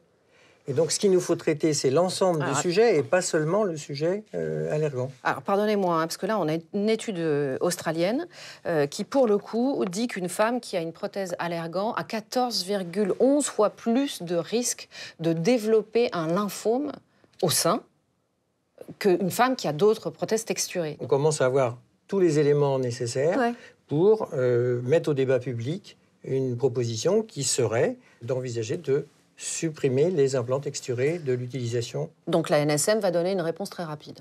C'est en cours de programmation pour les prochains mois, oui. Pour les prochains mois.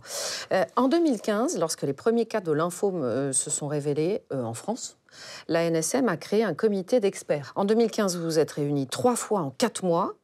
Et combien de fois vous êtes réunis ensuite dans les 3 ans qui ont suivi, c'est-à-dire jusqu'en février 2018 ? Les experts avaient rendu leurs conclusions. Et ensuite, on peut les réactiver si on a des éléments nouveaux à leur faire discuter. Donc ça, ce n'est pas un processus choquant. Et puis, il n'y a pas eu d'autres réunions pendant 3 ans. Écoutez, je vous donnerai une information là-dessus, mais il arrive que nos groupes d'experts ne travaillent pas pendant plusieurs années. Les groupes d'experts ont une durée limitée pour répondre à des questions qui leur sont posées. La réunion d'experts n'est qu'un élément dans notre travail au quotidien sur les dossiers. Oui, mais parce qu'on se dit que pendant ces 3 ans-là, il y a eu 26 nouveaux cas de lymphome en France, quoi.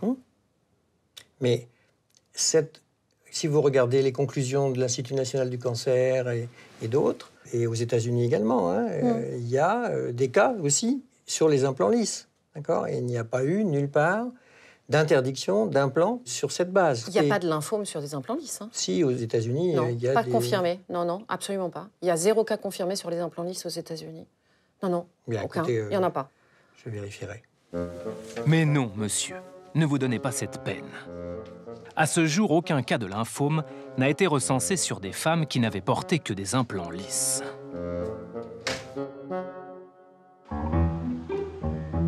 Alors, si les autorités françaises traînent des pieds, en revanche, outre-Atlantique, le fabricant Allergan, lui, a déjà intégré dans sa stratégie le risque de lymphome.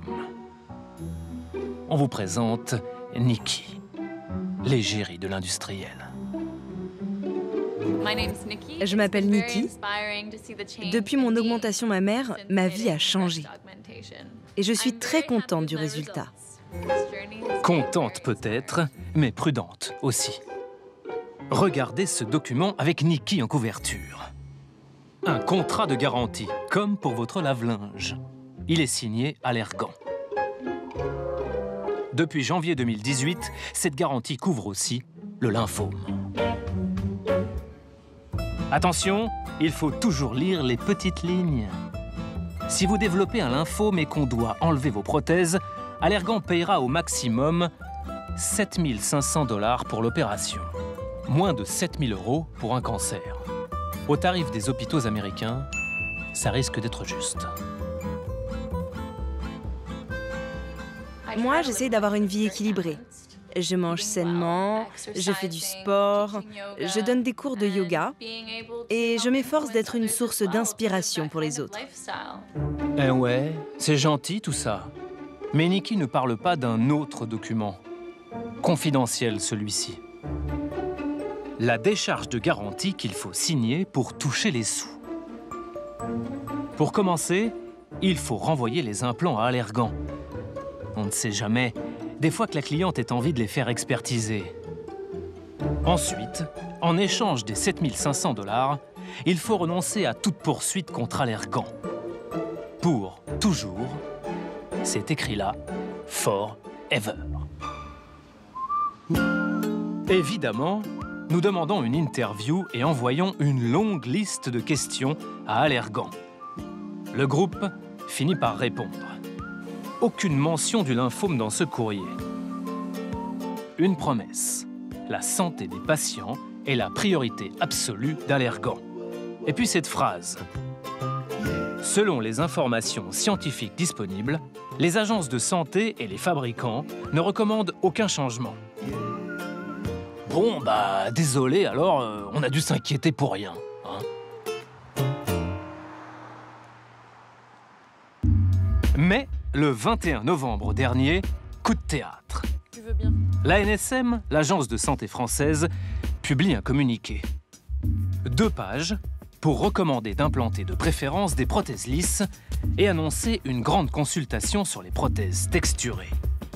Coïncidence étonnante, c'est précisément le jour où nous sommes avec Agnès Buzyn, la ministre de la Santé. Tiens. Vous connaissez bien sûr le lymphome anaplasique à grandes cellules liées aux implants mammaires. Vous en dites quoi? Alors, en fait, c'est la France qui a donné l'alerte parce que nous avions un registre exhaustif des lymphomes. En fait, les hématologues suivaient tous les lymphomes français et décrivaient la maladie. Alors, vous dites que la France a été pionnière. Moi, j'ai envie de vous faire écouter ce que vous disiez justement en 2015. À l'époque, vous étiez présidente de l'INCa, l'Institut national du cancer, et vous étiez aussi invitée de France 3. Je tiens ici à rassurer toutes les femmes qui portent un implant mammaire. 18 cas sur 400 000 femmes porteuses d'implants en France. Ça reste une maladie très, très rare. Est-ce que vous rediriez la même chose aujourd'hui, oui, 3 ans et demi plus tard? On est 3 ans et demi plus tard. Il y avait 400 000 femmes qui avaient des unes de journaux sur un risque de cancer lié à un implant mammaire. Je disais, à l'époque, il y avait 18 cas, il y en a une cinquantaine maintenant répertoriés. Mais 54. Voilà, je disais, 18 cas, attention, ne paniquez pas. Je ne voulais pas que 400 000 femmes retournent vers leur chirurgien et demandent une explantation. Enfin, on avait des risques. Est-ce que vous diriez la même chose aujourd'hui? Pardonnez-moi, c'est ça ma question. Je dis aujourd'hui aux femmes, le risque d'avoir un lymphome lié à un implant mammaire reste très faible. On est autour de 50 cas pour 500 000 femmes, ça reste une maladie très rare. Par contre, au moindre signe, c'est-à-dire un implant qui fait mal, un sein qui grossit, ça c'était les recommandations, moindre signe d'alerte sur un sein avec un implant, bien sûr, il faut consulter immédiatement. Et par ailleurs, je dis aux femmes, comme je le disais aux chirurgiens à l'époque, on ne laisse pas des femmes avec des implants sans aucune surveillance. Alors moi, je vous parle justement de ce que disent aujourd'hui les sociétés savantes françaises qui représentent les chirurgiens plasticiens. Qu'est-ce que vous dites, vous, quand les sociétés savantes se prononcent très clairement pour qu'on arrête d'implanter certains types d'implants mammaires? C'est-à-dire là, pour le coup, le type Biocell Allergan. Vous, ministre de la Santé, vous dites quoi? En fait, il faut arrêter? Excusez-moi, Madame Lucet, mais vous ne découvrez rien. En réalité, vous ne découvrez rien. Vous faites une alerte sur quelque chose qui est aujourd'hui sous surveillance étroite des autorités sanitaires. Attendez, ça date d'avant-hier. Non, mais je vous le dis. Pardonnez-moi, et la déclaration de la NSM, puisqu'on y a... Alors là, pour le coup, elle date de quelques heures. La NSM lance une audition publique, pardonnez-moi, sur l'utilisation des implants mammaires. Et dans cette attente, la NSM recommande aux professionnels de santé d'utiliser de préférence des implants mammaires à enveloppe lisse. C'est-à-dire qu'on se dit, très franchement, Madame la Ministre, qu'il y a 3 grands médias français, et pas que nous, pas Cache Investigation, il y a Le Monde, il y a Radio France, qui sont en train d'enquêter sur les implants mammaires en France, et que dans les 48 heures qui précèdent notre interview, il y a 2 annonces qui semblent des annonces, pour le coup, tout à fait nouvelles. Vous pouvez transformer la réalité. D'abord, je la transforme pas, là, pour le coup, je suis factuelle. Oui, alors vous êtes factuelle sur les dates, vous avez raison. Je comprends que vous avez évidemment envie d'expliquer que le ministère a réagi en panique. Ce n'est pas le cas. En réalité, il y a un comité de suivi des implants mammaires à la NSM, avec un groupe d'experts qui se réunit et qui, justement, essaie de savoir si ces lymphomes sont liés à un type de prothèse particulier. Vous parliez de ce comité de suivi, c'est très intéressant, parce que pour le coup, le professeur Lantieri, vous le connaissez bien, il fait partie de ce comité de suivi.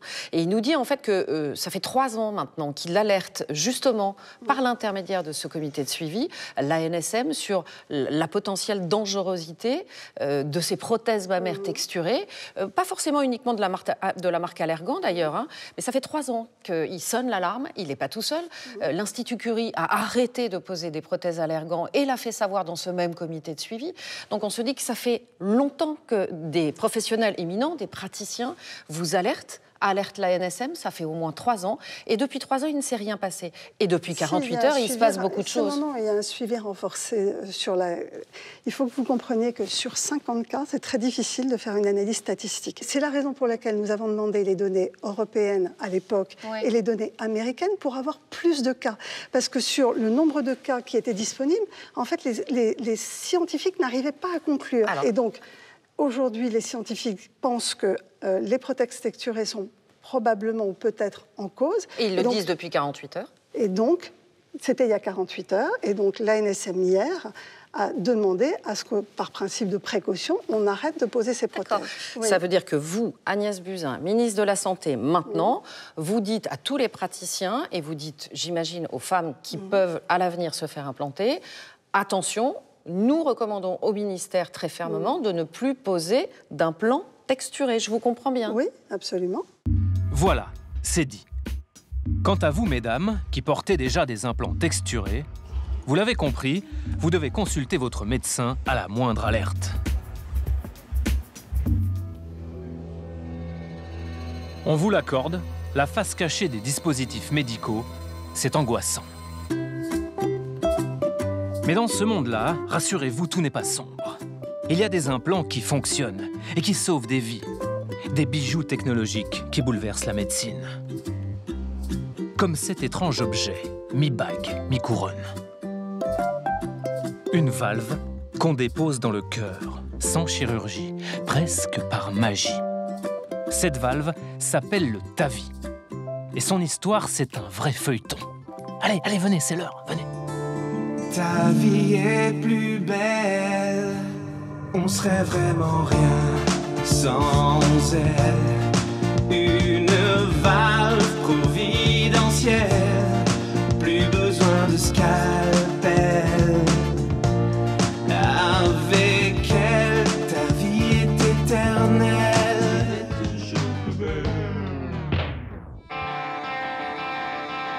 Le feuilleton Plus belle ta vie, une invention française qui a viré à la story planétaire, où l'on croise des poids lourds de l'industrie.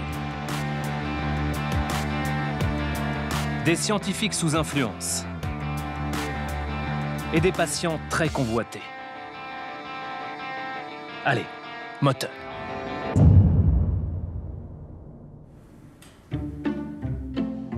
D'abord, on doit vous expliquer pourquoi le TAVI a révolutionné la médecine cardiaque.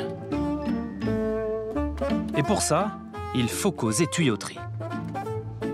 Le cœur, c'est une machine. Normalement, quand on est jeune, pas de souci. Mais avec l'âge, le calcaire grippe la tuyauterie.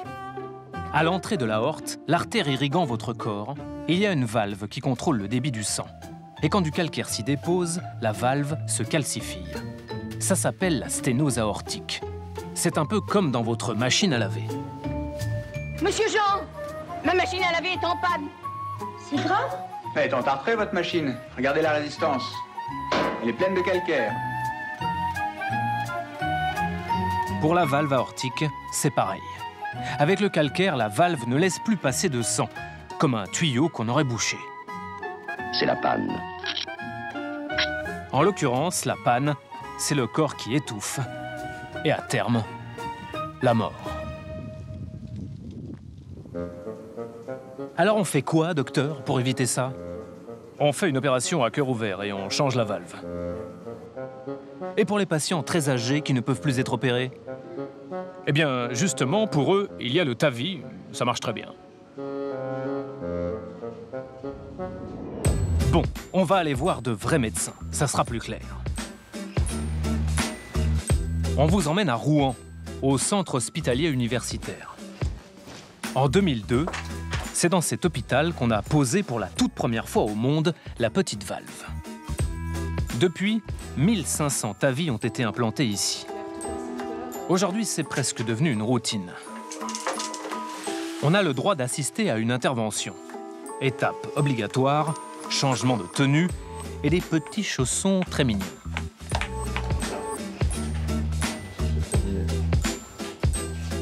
Est-ce que tu peux stimuler à 200, s'il te plaît?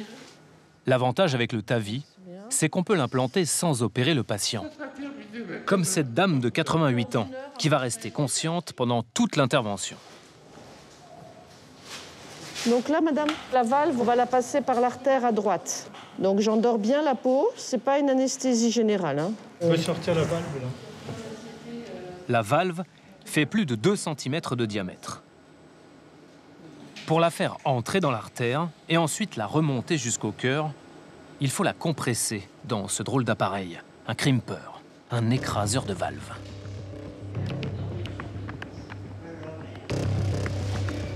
Est-ce que vous êtes prêt avec la valve? Bon, j'y vais. Le TAVI est introduit dans le cœur de la patiente. Garde-le, garde-le, garde-le. Stop. Voilà, normalement, je suis dedans. Le TAVI est à sa place, dans l'aorte, prête à être largué. On envoie de l'air dans un petit ballon qui permet au TAVI de se déployer et de se fixer sur la paroi pour n'en plus bouger. Sans un seul point de suture, comme par magie. Bon, c'est bien, arrête. Au total, une petite heure d'intervention. C'est 4 fois moins long qu'une opération à cœur ouvert. Contente? C'est fait. Ah bon? Oui, tout est bien, tout est bien. Tout est très bien. C'est tellement chouette, le TAVI, que cette petite prothèse, jusque-là réservée aux vieux patients inopérables, les industriels veulent l'implanter chez la plupart des malades souffrant d'une valve bouchée. Sauf que personne ne connaît aujourd'hui la durée de vie de cette prothèse. Bref, le TAVI pour tous, c'est un pari sur l'inconnu.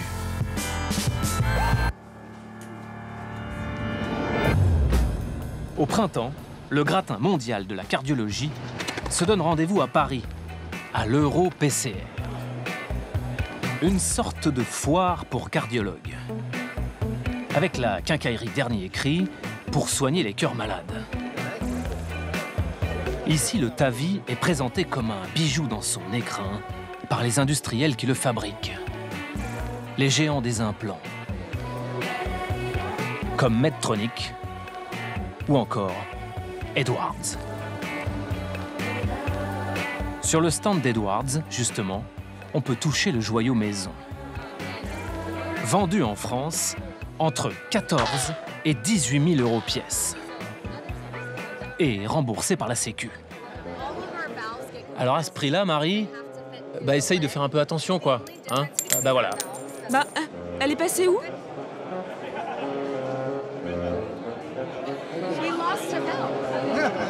Elle avait roulé tout là-bas? En tout cas, le business du TAVI, lui, roule bien. Entre 350 et 400 000 valves implantées dans le monde. En France, l'an passé, on en a posé plus de 10 000. Une frénésie de TAVI, bien visible. Les cardiologues s'extasient devant des implantations retransmises en direct depuis des salles d'opération en Allemagne ou en Suisse. Chaque geste, commenté comme dans un match de foot. Bien joué. Excellent, oui. La valve est bien circulaire. Par des cardiologues qui ressemblent parfois à des pop stars.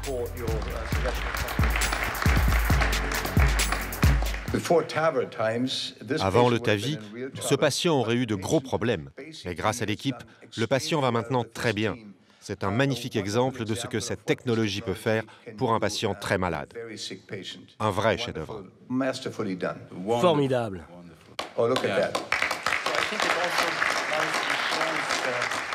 Le TAVI est promis à un brillant avenir. Avec les progrès techniques, je pense qu'il sera certainement le traitement de référence pour soigner les patients atteints de sténose aortique. Un futur radieux, mais surtout un marché aux prévisions euphoriques. Regardez ce que prévoit le groupe Edwards. Une note aux investisseurs décrit le marché mondial du TAVI. 3 milliards de dollars en 2017, 5 milliards de dollars en 2021. Pour justifier des perspectives aussi mirifiques, Edwards parie sur une multiplication de nouveaux patients et vise des malades plus jeunes.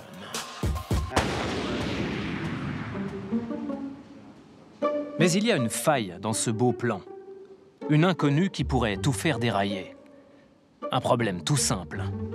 Personne ne sait combien de temps la valve peut fonctionner. Sa durée de vie, pour parler simplement. Normal, le TAVI a été conçu pour de très vieux patients qui mourraient de toute façon assez vite. Avec des patients moins vieux, la durée de vie de la valve miracle, c'est la question à 2 milliards de dollars. Dans les congrès, cette question est dans tous les esprits. Mais très rares sont les médecins qui osent l'aborder ouvertement. Ce cardiologue israélien est l'un de ces troubles faits. Pour moi, c'est une question vraiment épineuse. Quand on se penche sur la durée de vie, on constate que toutes les analyses sont biaisées. Toutes. Il y a vraiment peu d'informations, avec des patients de plus de 80 ans en moyenne qui meurent dans les 5 ans. C'est un vrai problème. Ce n'est pas la première fois que Danny Dvir met les pieds dans le plat. En 2016 déjà, la publication de ses travaux avait fait l'effet d'une bombe. Une étude de grande ampleur qui portait sur la dégradation de 400 valves.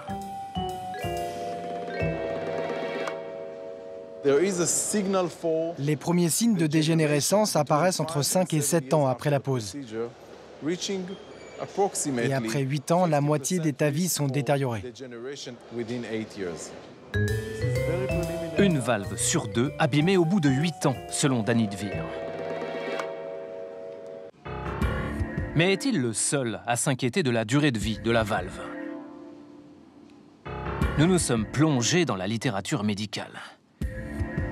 Premier constat, les études sur le sujet ne sont pas nombreuses. Ensuite, ce n'est pas dans les grandes revues qu'on les trouve, mais dans des publications à l'audience confidentielle. C'est comme ça qu'on se retrouve au Canada, à Québec, à la recherche d'un chercheur, un type qui passe ses journées à la fac de Laval, derrière un microscope électronique, à scruter des TAVI sous toutes les sutures. Ce chercheur, c'est Robert Guidouin. Au fil des années, il s'est constitué toute une collection de TAVI, coupée en tranches. Ça, c'est une tranche de valve, en fait, c'est ça? C'est une tranche de valve. Les valves. Ce prof de chirurgie s'est spécialisé dans l'étude des matériaux utilisés pour les prothèses et ce qu'ils deviennent une fois implantés dans le corps humain. Mais là, c'est un TAVI? Oui, c'est un TAVI, ça. Aussi 200 fois. Ça va. Étudier la structure des tissus, ça s'appelle de l'histologie. Ces images de valves au microscope, qui ressemblent à de l'art contemporain, Robert en est assez fier. Cette photo, je ne veux pas péter les bretelles trop fort, mais trouvez-nous quelqu'un qui fasse de l'histo de ce niveau-là. Ça, c'est du très très haut niveau. Faire des choses comme ça, c'est... Son kiff à Robert, mater les dégradations subies par la valve en très très gros plan.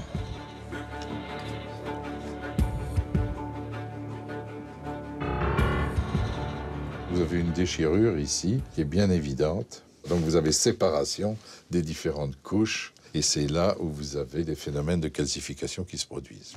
Parce que ça, on ne devrait pas le voir si on veut que la valve dure. Exactement. Quant à ce qui abîme autant les tavis, le professeur a sa petite idée. Mais c'est toujours le même. Le matériel pour comprimer la valve est quand même un matériel assez rudimentaire, je dirais. C'est ce décalage qui est profondément, je dirais, choquant. C'est vrai ça. Souvenez-vous, dans la salle d'opération de l'hôpital de Rouen, la technologie dernier cri qui côtoie ce drôle d'engin. Une valve, avant d'être implantée, doit être insérée dans ce qu'on appelle un crimper, un écraseur de valve, et vous mettez la valve dans cet orifice. Il faut comprimer la valve, donc, pour ramener le diamètre à la taille de l'artère. Ben, je dirais que c'est un processus qui est très violent. Vous pliez votre structure de façon un petit peu imprévisible. Enfin, ça fait quand même un peu primitif, ça. Non, c'est une étape cruciale. Personne n'ose en parler trop directement, quoi.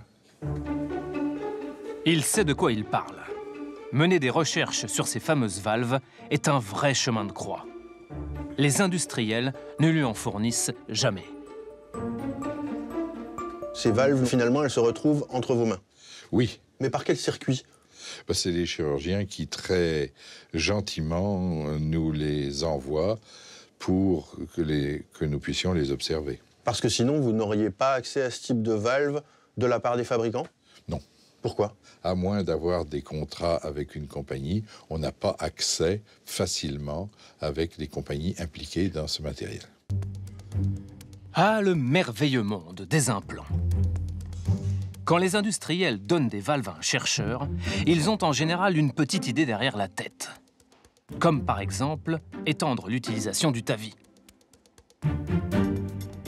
Prenez l'étude Partner 3, lancée par Edwards en 2016.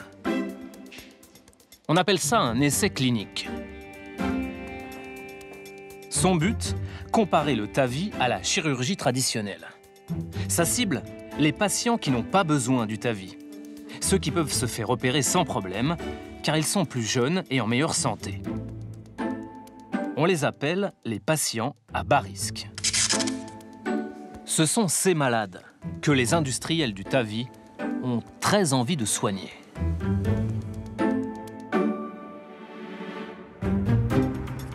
Nous avons rendez-vous avec un scientifique qui collabore à cette étude.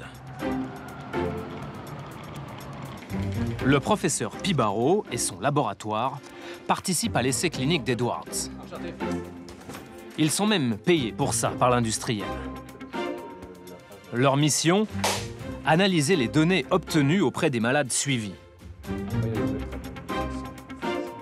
Ces patients à bas risque si prometteurs pour l'industriel.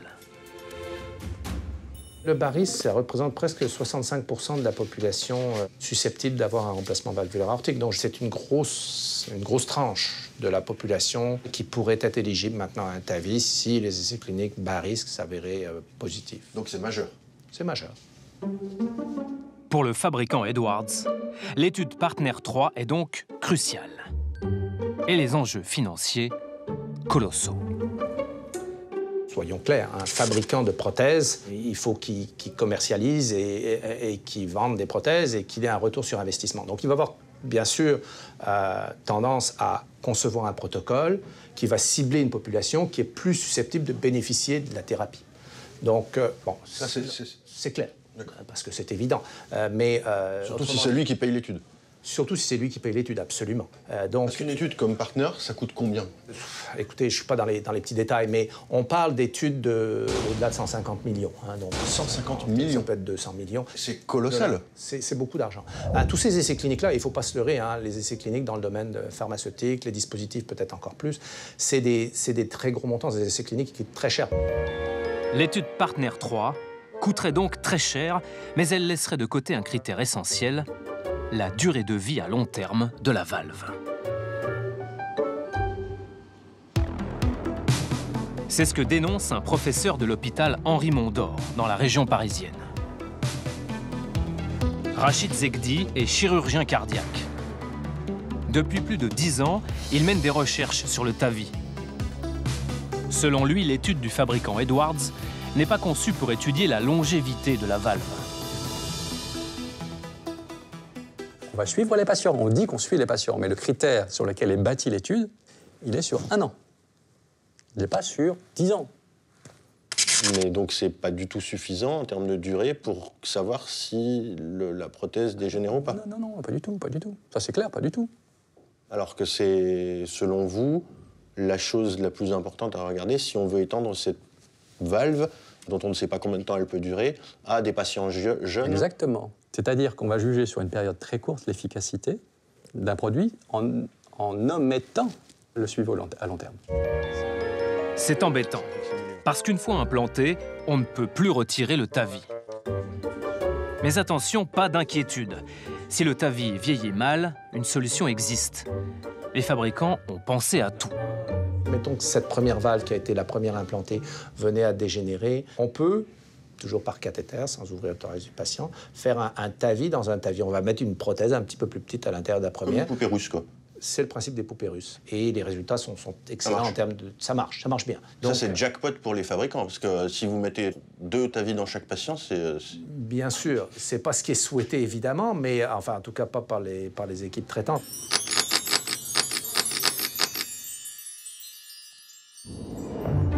Reprenons le déroulé de l'étude commanditée par le groupe Edwards. Une fois que les données ont été analysées par le laboratoire du professeur Pibaro, elles sont transmises au Cardiovascular Research Foundation, en français, la Fondation pour la recherche cardiovasculaire. Et dans cette fondation, celui qui va rédiger l'étude finale s'appelle Martin Leon. Martin Leon est une figure incontournable dans le business de la valve. Il a participé à l'invention du TAVI. Quand le brevet a été vendu à l'industriel Edwards, Martin Leon a gagné près de 7 millions de dollars. Depuis plus de 10 ans, ce cardiologue dirige tous les essais cliniques sur le TAVI pour le groupe Edwards. Ces mêmes essais qui ont pour but d'étendre l'usage du TAVI. Martin Leon est un homme très occupé. Mais nous réussissons tout de même à le faire asseoir quelques minutes au détour d'un congrès. Le temps pour lui de balayer d'un revers de manche toutes les critiques contre le TAVI. Il faut attendre avant de se prononcer sur ce que certains appellent la durabilité. Il n'y a pas de raison logique ou scientifique de penser que la durabilité du TAVI sera très différente de celle des valves utilisées en chirurgie. La recherche montre pourtant que le problème principal est dû à l'écrasement de la valve, que ça entraîne des dommages structurels répétés sur la valve. Bon, d'accord. Si vous analysez les tissus avec un écrasement très agressif. Mais rappelez-vous, l'écrasement est très bref et les pressions exercées ne sont pas assez importantes pour accélérer la détérioration de la structure de la valve. Aujourd'hui, nous n'avons pas la preuve que la valve dure moins longtemps. Ah ok, pas d'inquiétude sur la valve. Et l'influence des industriels sur les études, il en pense quoi ? Je crois vraiment que l'industrie doit être notre partenaire. On peut les conseiller. On peut les aider à bien mener les essais cliniques et à interpréter les données sans parti pris. Cela nous permettra d'avoir de meilleurs essais et de publier nos travaux en toute indépendance. Des travaux examinés de façon indépendante et sans influence de l'industrie. Les critiques disent que l'on n'est pas objectif lorsqu'on est payé par l'industrie. Je ne suis payé par aucune société. Je reçois $0 de la part d'Edwards pour mes activités.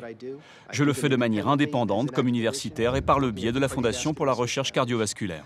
J'ai travaillé pour de nombreuses sociétés, pas seulement Edwards, en fait avec presque toutes les sociétés du secteur, mais pour de l'enseignement, des formations ou de la recherche. Donc je conteste vivement l'idée selon laquelle les grands médecins seraient achetés par l'industrie. Cela n'existe plus. Acheter, peut-être pas. Mais Martin Leon ne travaille pas que pour la beauté de la science. Le site Dollars for Docs recense aux États-Unis les paiements de l'industrie aux médecins. On y découvre que Martin Leon a touché plus de $700 000 de la part d'industriels de la santé entre 2013 et 2016. Martin Leon a même reçu plus de $37 000 de la part du groupe Edwards sur la même période, mais c'est vrai, pas en salaire, uniquement pour des remboursements de frais.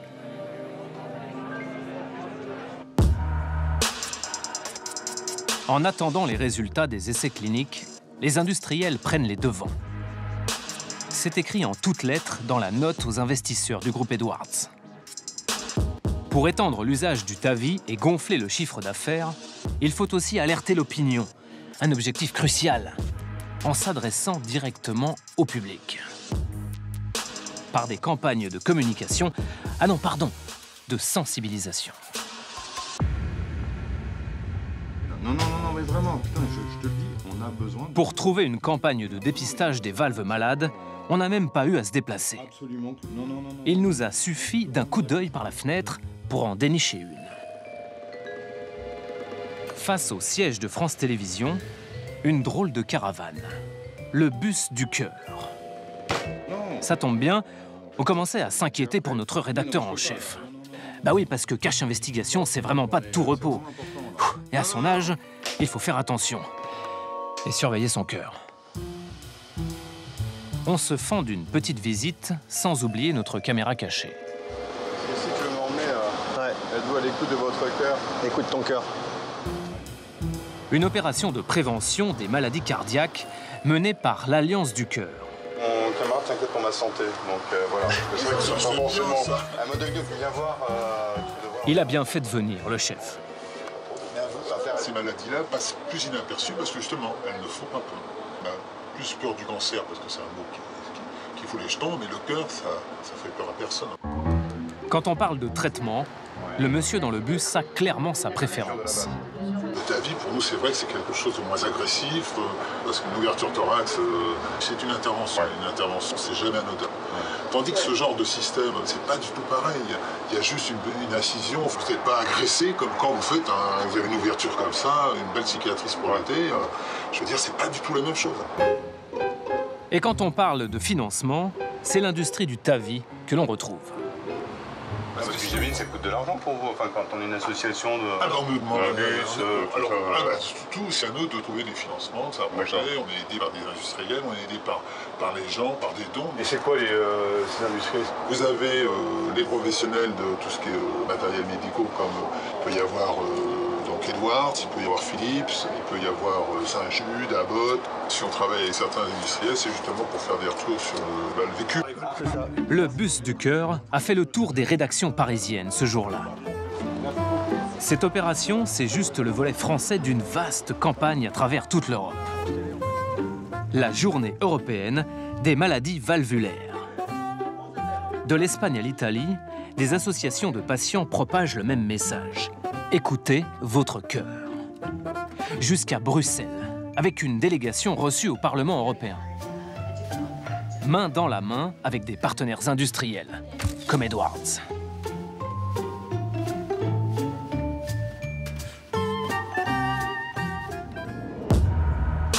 Apparemment, ces campagnes portent leurs fruits et le message passe.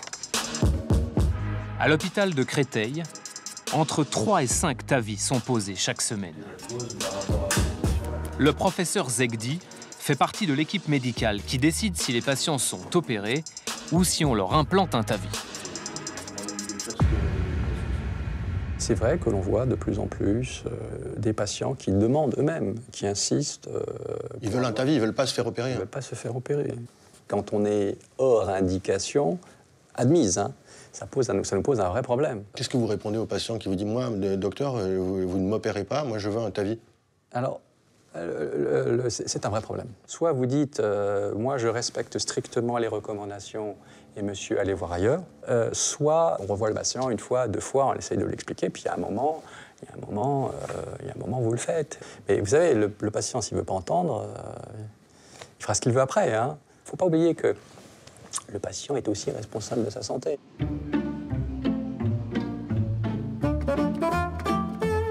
Les malades eux-mêmes la réclament déjà aux médecins. Et les industriels sont bien partis pour réussir à en étendre l'usage.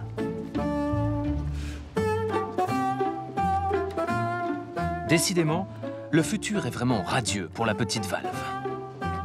Elle est pas belle, ta vie? On termine quand même cette enquête avec un peu d'espoir. Une réforme est en cours en Europe. On nous promet des contrôles plus stricts sur les implants. Une bonne nouvelle pour les patients que l'on prend trop souvent pour des cobayes.